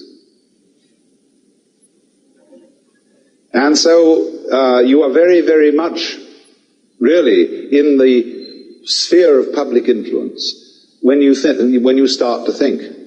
And if you listen carefully to your thoughts, insofar as they are uttered in words, and they very often are, try and discover the tone of voice in which certain of your thoughts are being said, and you will listen and hear your mother, or you will hear an aunt, or you will hear a school teacher, or you will hear certain friends expressing their opinions and telling you who you are and how you ought to behave. And you think those are your thoughts, and they're nothing of the kind. An inner pandemonium under the dome of the skull is going on all the time. Myriads of voices, myriads of influences from outside working upon you, even when you are physically quite alone. So, wait till the question period, please. This means that you are not nearly as much of a private individual as you think. You are also, of course, exercising these influences upon other people. You're telling them who they are, what you think about them, what you think of their behavior. And even if they don't believe you, they nevertheless pay very serious attention to it. They can't help it. You can take the experiment, for example, that B.F. Skinner used to try, which is very terrifying. He would send two members of the class, selected arbitrarily, outside of the room. Then he would arrange two chairs, chair A and chair B. He would say to the class, now look, when these people come back, we're going to engage them in a conversation. Whatever A says, agree with him. Whatever B says, disagree with him. So they come back into the room and they take their seats and the conversation begins. Now B may be a very strong-headed, articulate person, and A really rather feeble. But what happens is this, that by group agreement with anything A says, he is encouraged, he is built up, he becomes more articulate. he finds himself sprouting. But B, by being disagreed with on every point, begins to get baffled and confused and feel very uncomfortable indeed. Unless he is onto the game and he challenges the whole group, I see now what you're playing. You have made up your minds to disagree with everything I say. Therefore, of course, you don't count.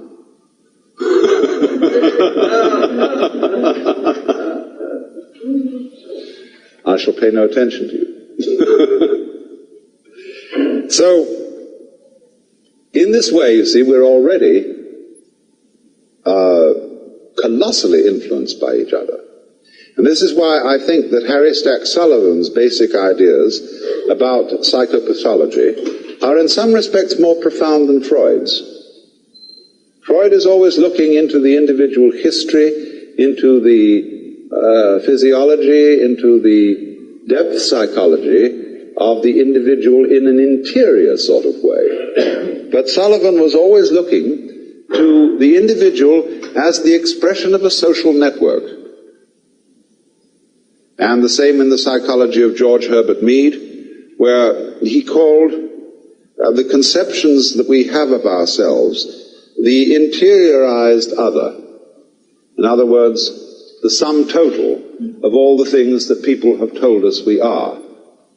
Because you do not know yourself as a self, except in a society. Just as you do not exist biologically without a father and a mother, you do not carry on an existence without a society, and the reactions of other people to you provide you with the mirror in which you attain a realization of yourself. You know who you are in terms of your relationships with others. So then now, when we contemplate this disappearance of privacy and a completely integrated human society, we can look at this from two different points of view, pro and con. Let us first look at the pro point of view. How great to have nothing to hide. How great to give up all worries about ownership. Because you can say, if somebody says they would like something you have, and you say, please, have it. Because you know very well you can go to someone else and say, could I have that? And they'll give it to you. And so all the way around, there is no propriety, in the sense not of prudish propriety, but propriety in the sense of possession. Also, of course, in the sense of prudish propriety. Nobody has any dirty little secrets, because if I have any dirty secrets, I know very well that you have too, and so let's drop the whole pretense and let go.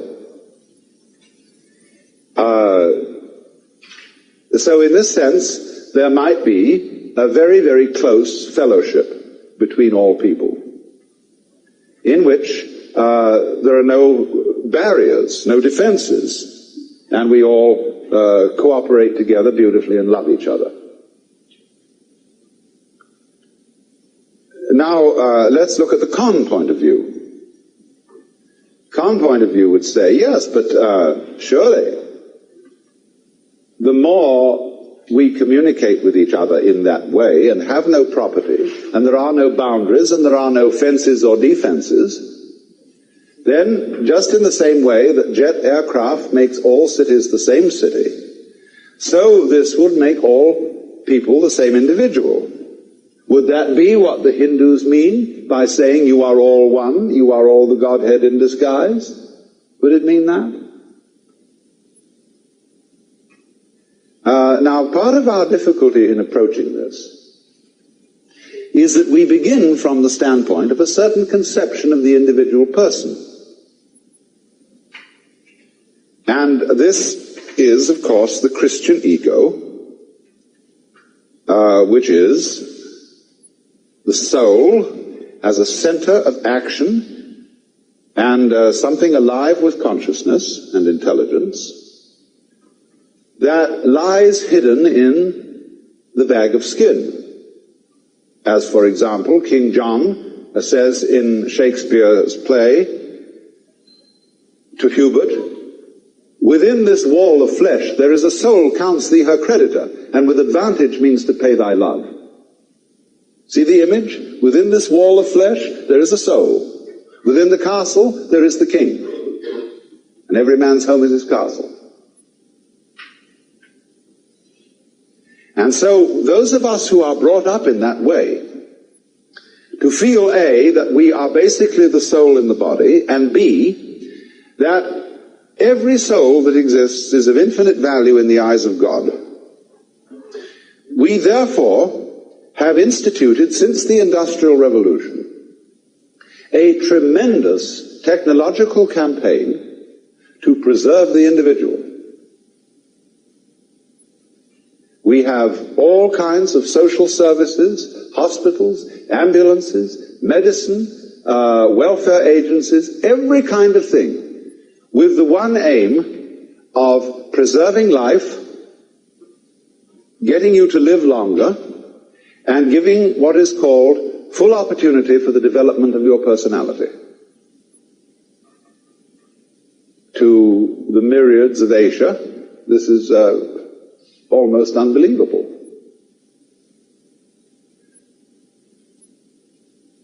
And then, of course, we are teaching the peoples of Asia medicine and sanitation, industrialization, so that every single coolie child can be regarded not as so much waste human material, which because it's sick has to be thrown away, but as some individual to be loved and cherished and properly treated. And because individuality, the human, each particular human organism is infinitely precious. That is the moving ideal of the sort of people who first created the great hospitals, who abolished slavery, who abolished the death penalty for trivial offenses, who made that great humanitarian movement of the 19th century associated with such people as Wesley and Charles Dickens and Wilberforce and so on, to rescue the precious individual from the ravages of impersonal disease or impersonal political exploitation.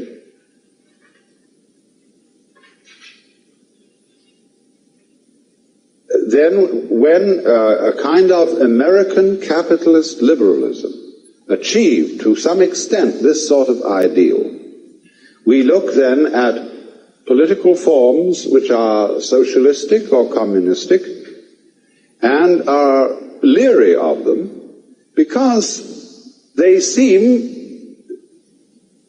to go back on all that. So, of course, did National Socialism in Germany.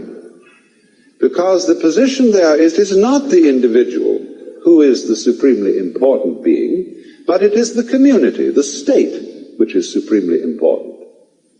The individual realizes himself as a servant of the state. But our theory in the liberal capitalism of the United States is that the state is the servant of the individual. That we employ policemen and soldiers and sanitary inspectors and Department of Commerce officials, all to serve us. We call them public servants. And when a policeman gets uppish, he has to be reminded that we pay his salary and that his job is to serve us and not to be a kind of Admirable Crichton sort of butler who takes the upper hand. But of course, the very idea of a servant still has in it, doesn't it, something aristocratic. And as we all know, in this country, it is increasingly difficult to get services of any kind. More and more, it is felt beneath the individual's dignity to be, say, a waiter, a barber. After all, they give you a certain kind of service.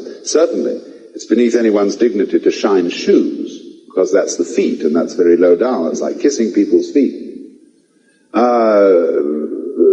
give massage, to do all these things for other people that are rather material skills. Increasingly, you have to get them in another way, either by a do-it-yourself system or by some sort of machinery. And so in the same way, people who used to give service want to translate themselves professionally. People who were formerly called undertakers now call themselves morticians. Janitors call themselves maintenance services. I suppose barbers will soon call themselves tonsorial experts.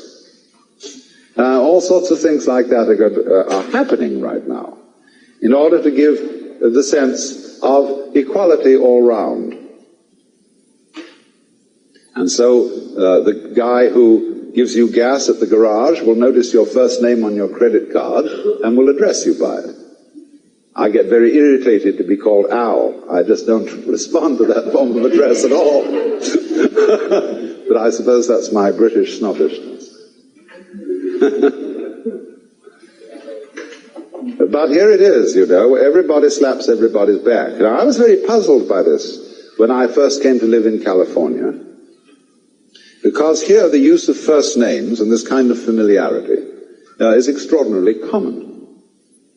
And when I found myself on first name terms with a man who was in a certain sense my boss, who was the president of the University of the Pacific, I felt distinctly uncomfortable. And the reason I felt uncomfortable was that I felt the whole thing was insincere.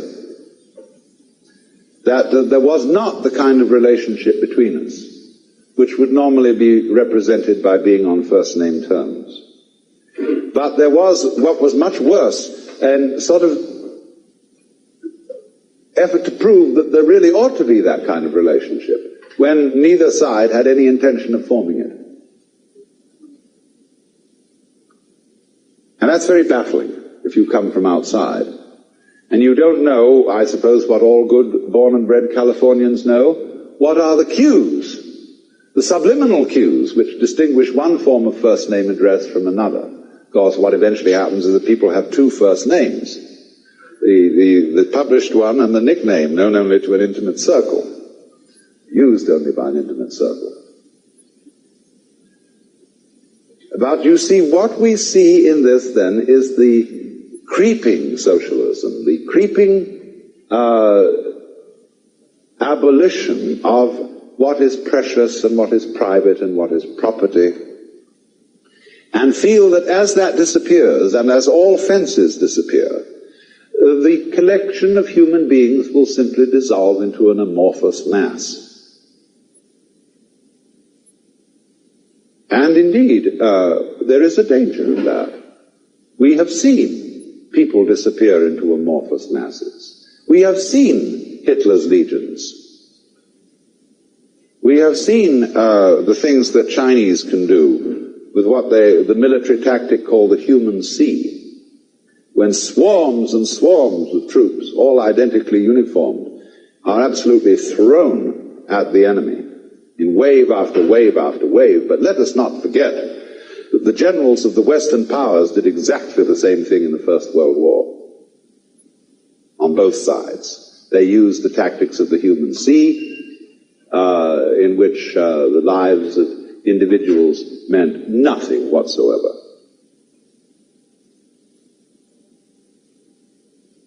Now,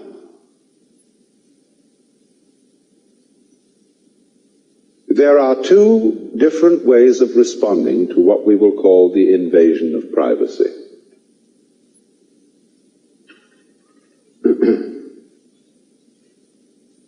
Very often you will encounter someone who attacks your privacy in a psychological way. It may be a drunk sitting next to you at a bar. Or it may be someone who fancies himself as an expert psychological guru.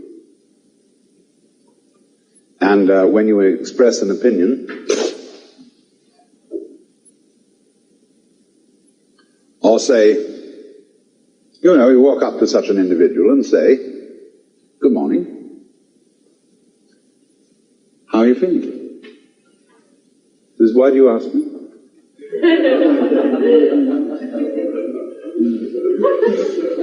No.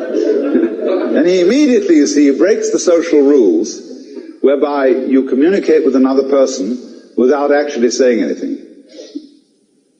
The phrases like, how are you, nice day, isn't it, are like on a radio, buzzing to be sure that the other side is in communication. And so you make various noises, testing, is that so-and-so, give a call letter, etc., etc., etc., and you know you're in touch. So in the same way, we, in our general daily converse, we feel each other out by saying these little social platitudes, and then we test the person as to whether they, by the sound of the voice, by the smell, which we don't think about, but which we absorb unconsciously, unless they smell very strong. Then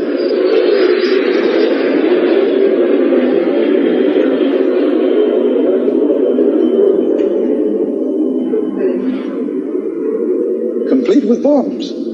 And then we get the feeling, do I want to explore this relationship further? We test. But then those people, you see, who invade your privacy instantly, it's either the drunk, or the child who's quite innocent, or the probing psychologist who is playing his special game, maybe of one-upmanship of some kind, and sees how uncomfortable he can make you.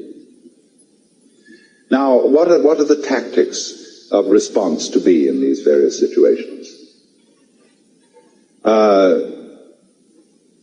When you get the probing psychologist, you can shrug your shoulders and say, didn't your mother ever teach you manners? Or you can simply not defend yourself. Some people just don't need to defend themselves at all. And so that probing them in that way is like tossing a rock into a well, and you wait, and there's no splash. And that really sets people back. Krishnamurti does that.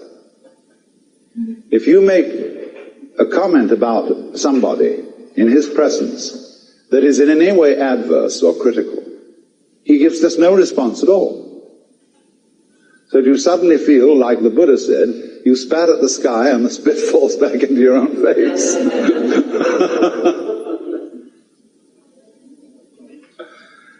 And I was once present where a certain person of that nature was using as his ploy silence. And the silence implied the conversation of everyone else around this table is trivial. Now, it was one of those tangible silences. And suddenly someone at the table turned to him and said, you know, I can't stand people who use silence as a weapon.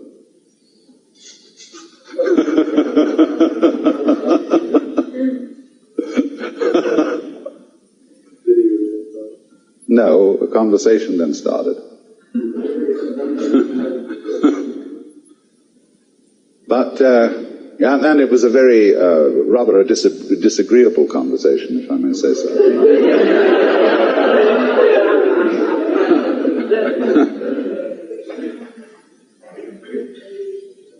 So,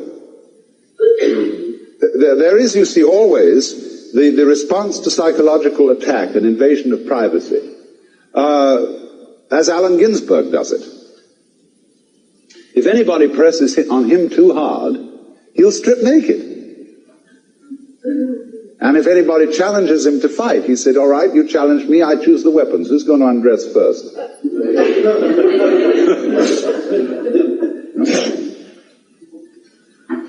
And he has this kind of marvelous feeling that there really isn't anything that he's hiding.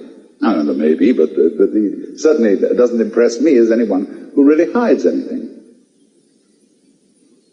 So that you see, to enter into a human relationship where there is nothing to hide and you don't depend on any sort of property gimmick for your personal worth. That's the thing we get very easily hooked on. It may be your car, it may be your clothes, it may be your cameras, your style of watches, your fountain pens, your heaven only knows what, your home that you possess. And that is inseparable from your personality. And you can't be you if you're stark naked. So the confrontation of people in an atmosphere of physical or spiritual nakedness is one where many individuals seem they have completely lost because they can't play their accustomed role.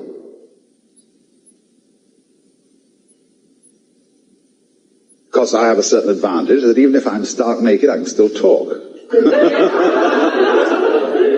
But now, supposing they say now, you shut up.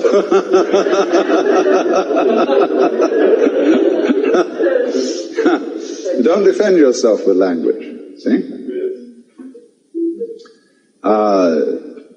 That's like taking off an extra set of clothes. But as I say, there's a certain kind of individual whom this doesn't faze at all. Because he knew from the beginning that he was nothing. And nobody. And of course that's a very important thing to know. Because you have nothing to lose. He who sleeps on the floor will not fall out of bed. And he who has nothing to lose has really no fear, either of the loss of his property, his propriety, or his privacy. But there are other people who, in this situation of the loss of privacy, are completely degraded. The way, for example, we systematically deprive privacy from the intimate inmates of prisons and mental hospitals. You go into a mental hospital. All the Johns are completely exposed. Everything is smooth walls. There are no corners. There are no secrets. Everybody's sort of herded around, and they all look the same, put in the same uniform, have the same haircut, and also in the army, in the Marine boot camps. The first thing is to degrade the individual ritually so that he has no privacy. And to see what happens to him if you do that. Now you may, the result of this is that you may brainwash him completely and make him nothing more than an obedient tool of the system. And in this case, you see what you've got. You're back again to monarchical politics. And so in a system where the design of the politics is that the community of human beings is ruled, whether by an individual monarch or by a totalitarian state, makes no difference. But the dynamics of that situation is that this community is not a group, it is a crowd. Now we therefore have to understand the difference between a group and a crowd. Because this is the key to the whole thing, and if you understand this, you can get round the things that seem threatening in a society where there is no privacy. A crowd is structured in this way. There is a number of identical individuals, suitably brainwashed, and there is a leader. Whether this is an individual again, or a bureaucratic entity of some kind. The relationship between them is this.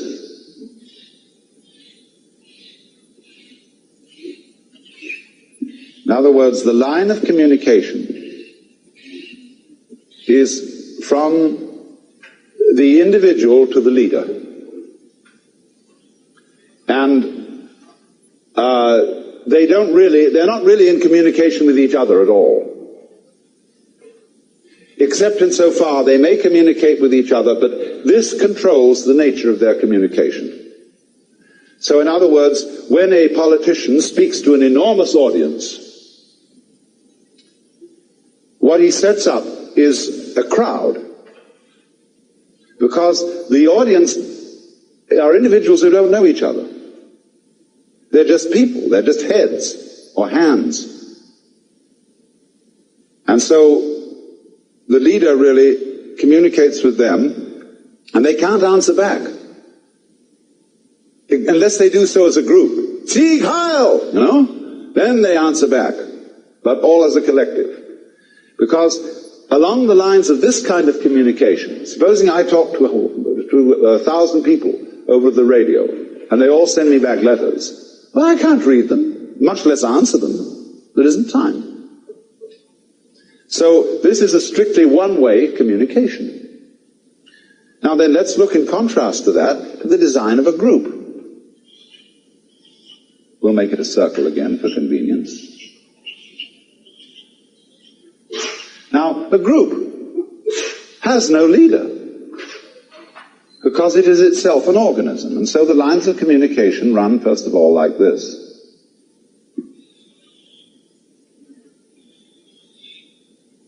Well, this isn't very well drawn, because I've got an odd number in it, but that's all right.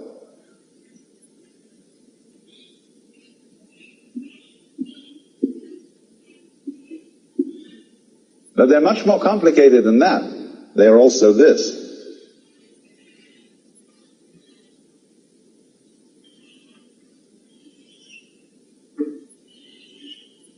Now you see what's going on.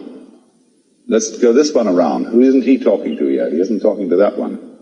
He isn't talking to this one. He isn't talking to this one. You see how, I'm not going to draw this, or it'll take forever. But the thing is that this sort of pattern is group communication. This sort of pattern is crowd communication. So an effective group, a true group of human beings, is one in which there are enough people, or not too many people, so that they can all know each other and are in communication with each other. Now then you say, how do you relate that sort of a cell to the larger human group?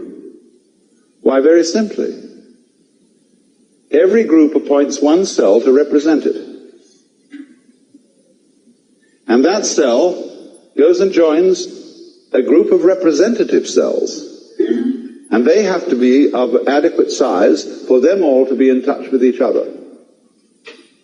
And then if it's necessary to go higher than that and include a still greater number of collectivity of small cells, the representative group, representative sub 1, will elect representative sub 2 to go to a representative group of sub 2s. And in this method, which is the actual original design of the Republic of the United States, which of course has been completely overlooked, you get a hierarchy of cell structures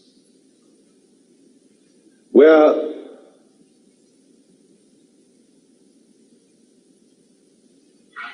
because I am in communication with you here, and I'm fully occupied in this system of communication, the chances are that I don't know a great deal about what other cell groups are doing, because it's too complicated for me to scan.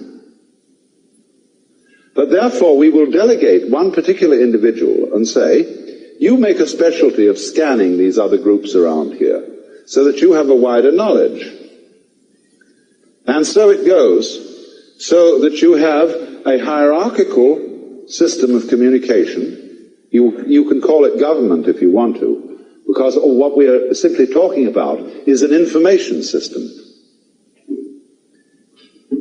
So that For example, one of these will not ever individually elect the President of the United States, but his representative at a certain level will, because his representative at a certain level knows far more about who to select than he does, because he's made it his business to do so. Every individual can't do that. And so you will find that this is the system of direct representation used by all dictators. All dictators vote themselves into office by referendum. They take it to the people. They say, you are the people, you elect me. Well, it's the easiest thing in the world to bamboozle an enormous number of people by mass persuasion to do practically anything you want. But you can't bamboozle that kind of structure. It's too strong. Here, with the mass communication, you see everybody getting the same thing. Now, oddly enough, you see, McLuhan, in his thought about the future of communications, says that with the development of the electronic circuits, we tend towards tribalism. And this precisely is tribalism. This is the monolithic state.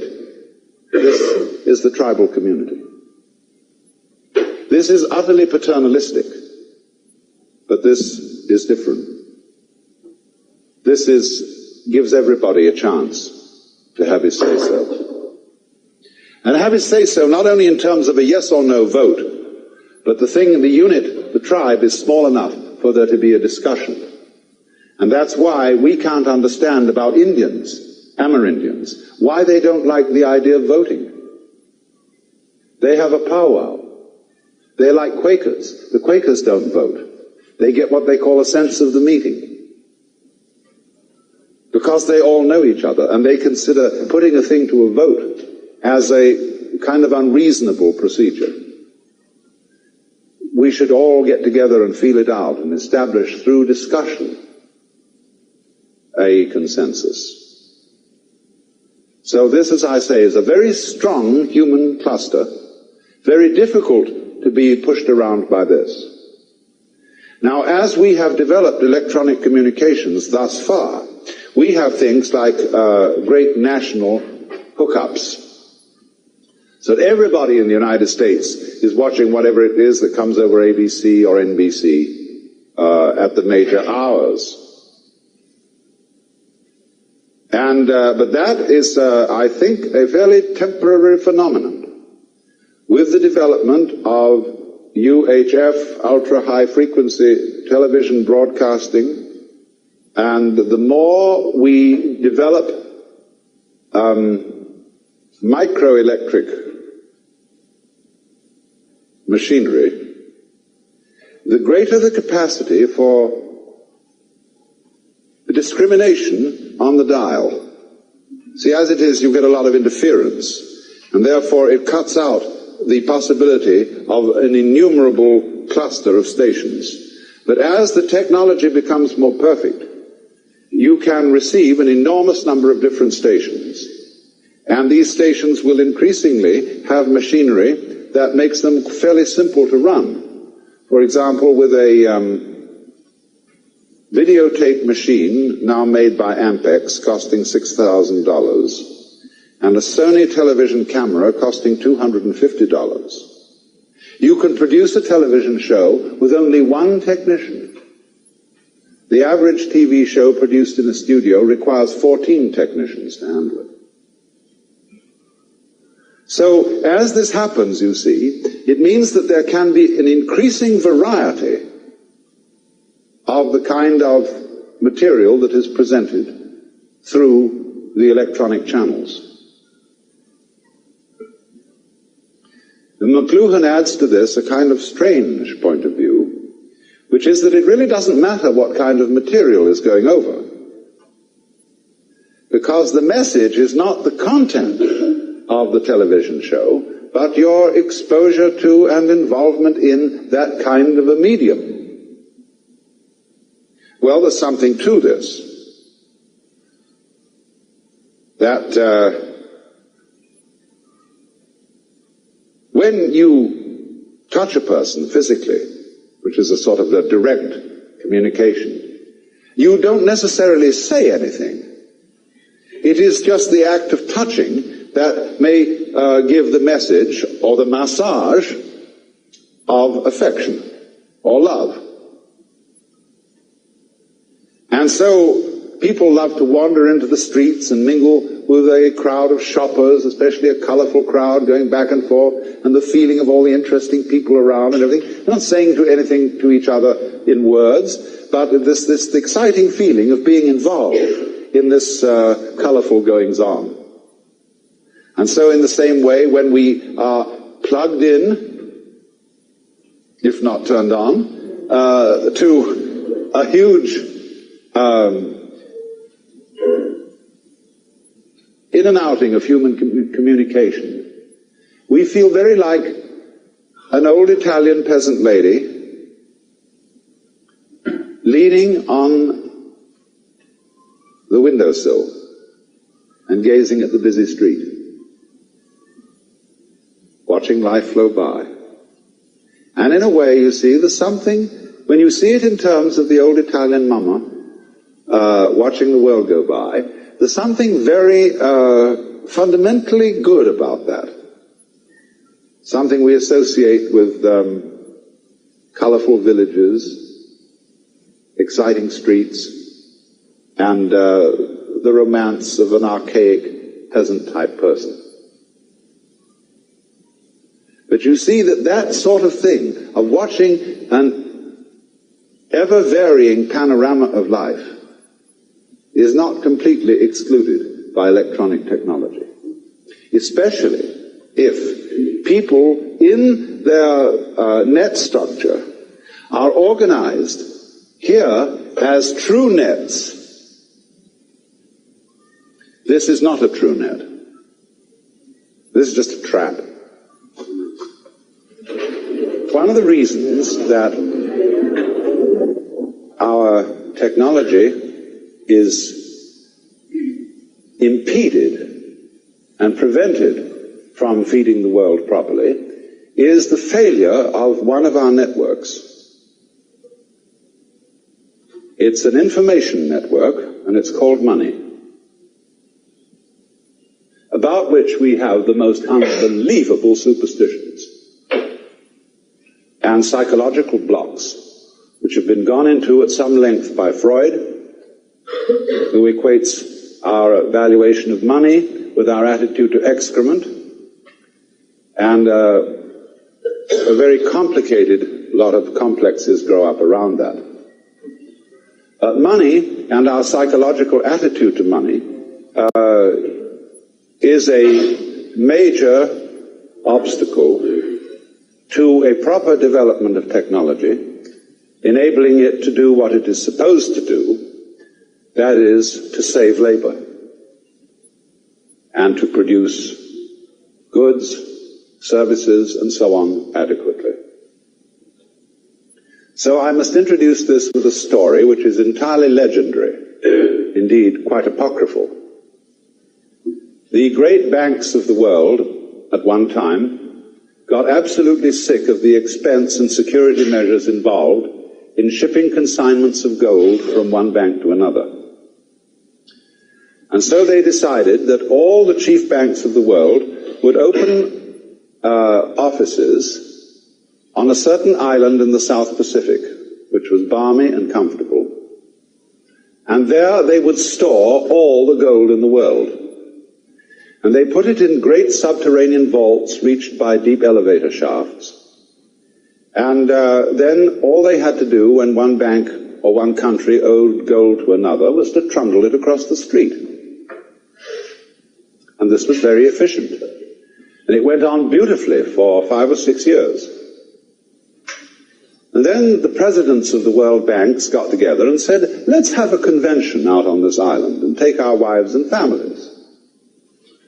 So, about 7 years from the date of opening, all those presidents and their wives and families went out to this Pacific island, and they inspected the books, and everything was beautifully in order.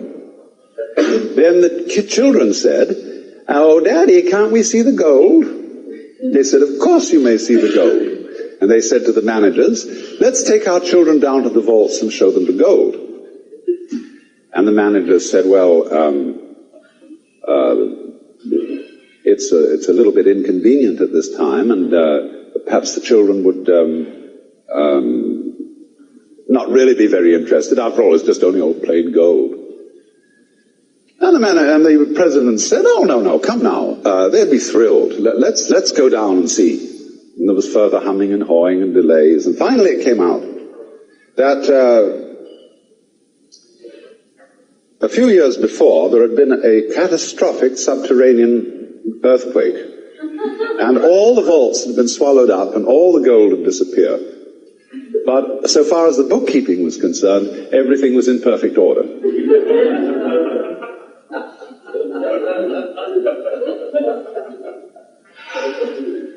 What this means then is that money is nothing but bookkeeping. It is figures.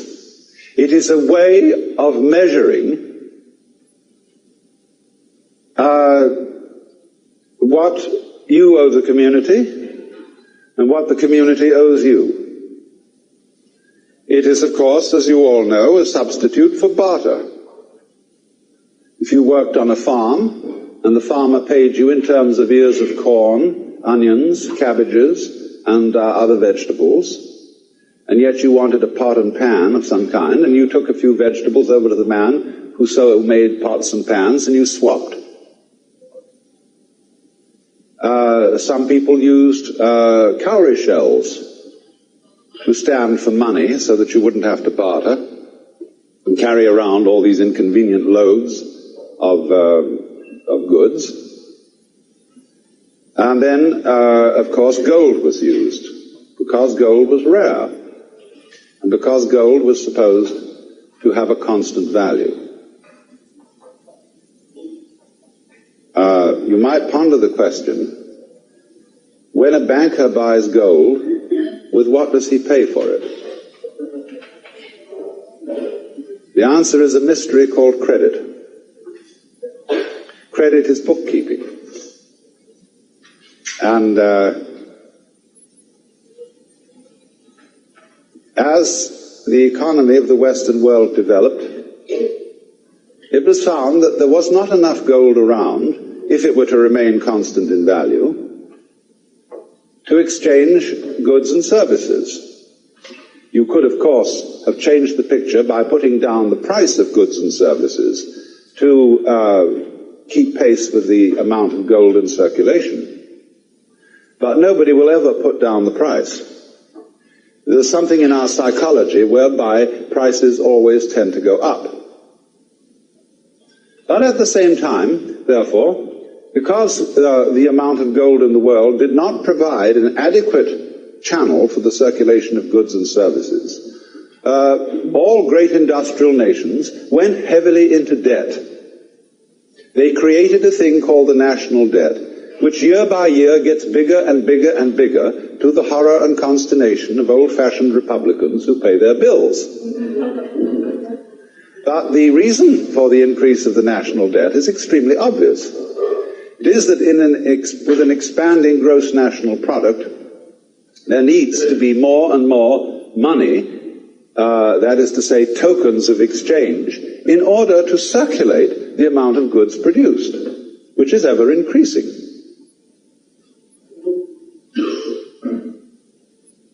Now, I'm not an economist, and I can refer you to the work of those who really are. But any fool can see certain extremely fundamental principles about this whole situation. And I'm speaking of the thought today of a man called Robert Theobald, who sort of ties in with the general picture of people like McLuhan and Buckminster Fuller, in having very far-out thoughts and very adventurous thoughts about what we should do about money. But he's in the following of a man like Frederick Soddy, who was a Nobel Prize chemist, who was one of the first people to think really freshly about economics, or people like Silvio Gesell in Austria and Major Douglas in England. He's in that following. And the proposition that he puts forward is very simple. That money is the circulation of information, and in itself has no value. Gold, of course, has some value. It has some value for industry, and some value for dentistry, and some value for jewelry.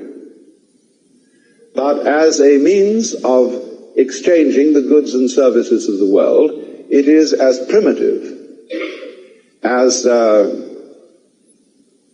post horses for carrying the mail.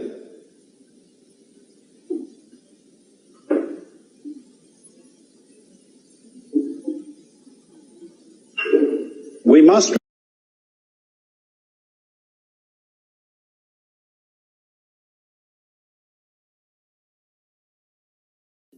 It matters not if you see things as I do. All that matters is that you try to be guided by that universal light inside you. Learning to embrace all things is vital. Acting with love and kindness to both friends, foes, and rivals. Need I remind you, life is a beautiful mess. A beautiful mess, yeah. Life is a beautiful mess.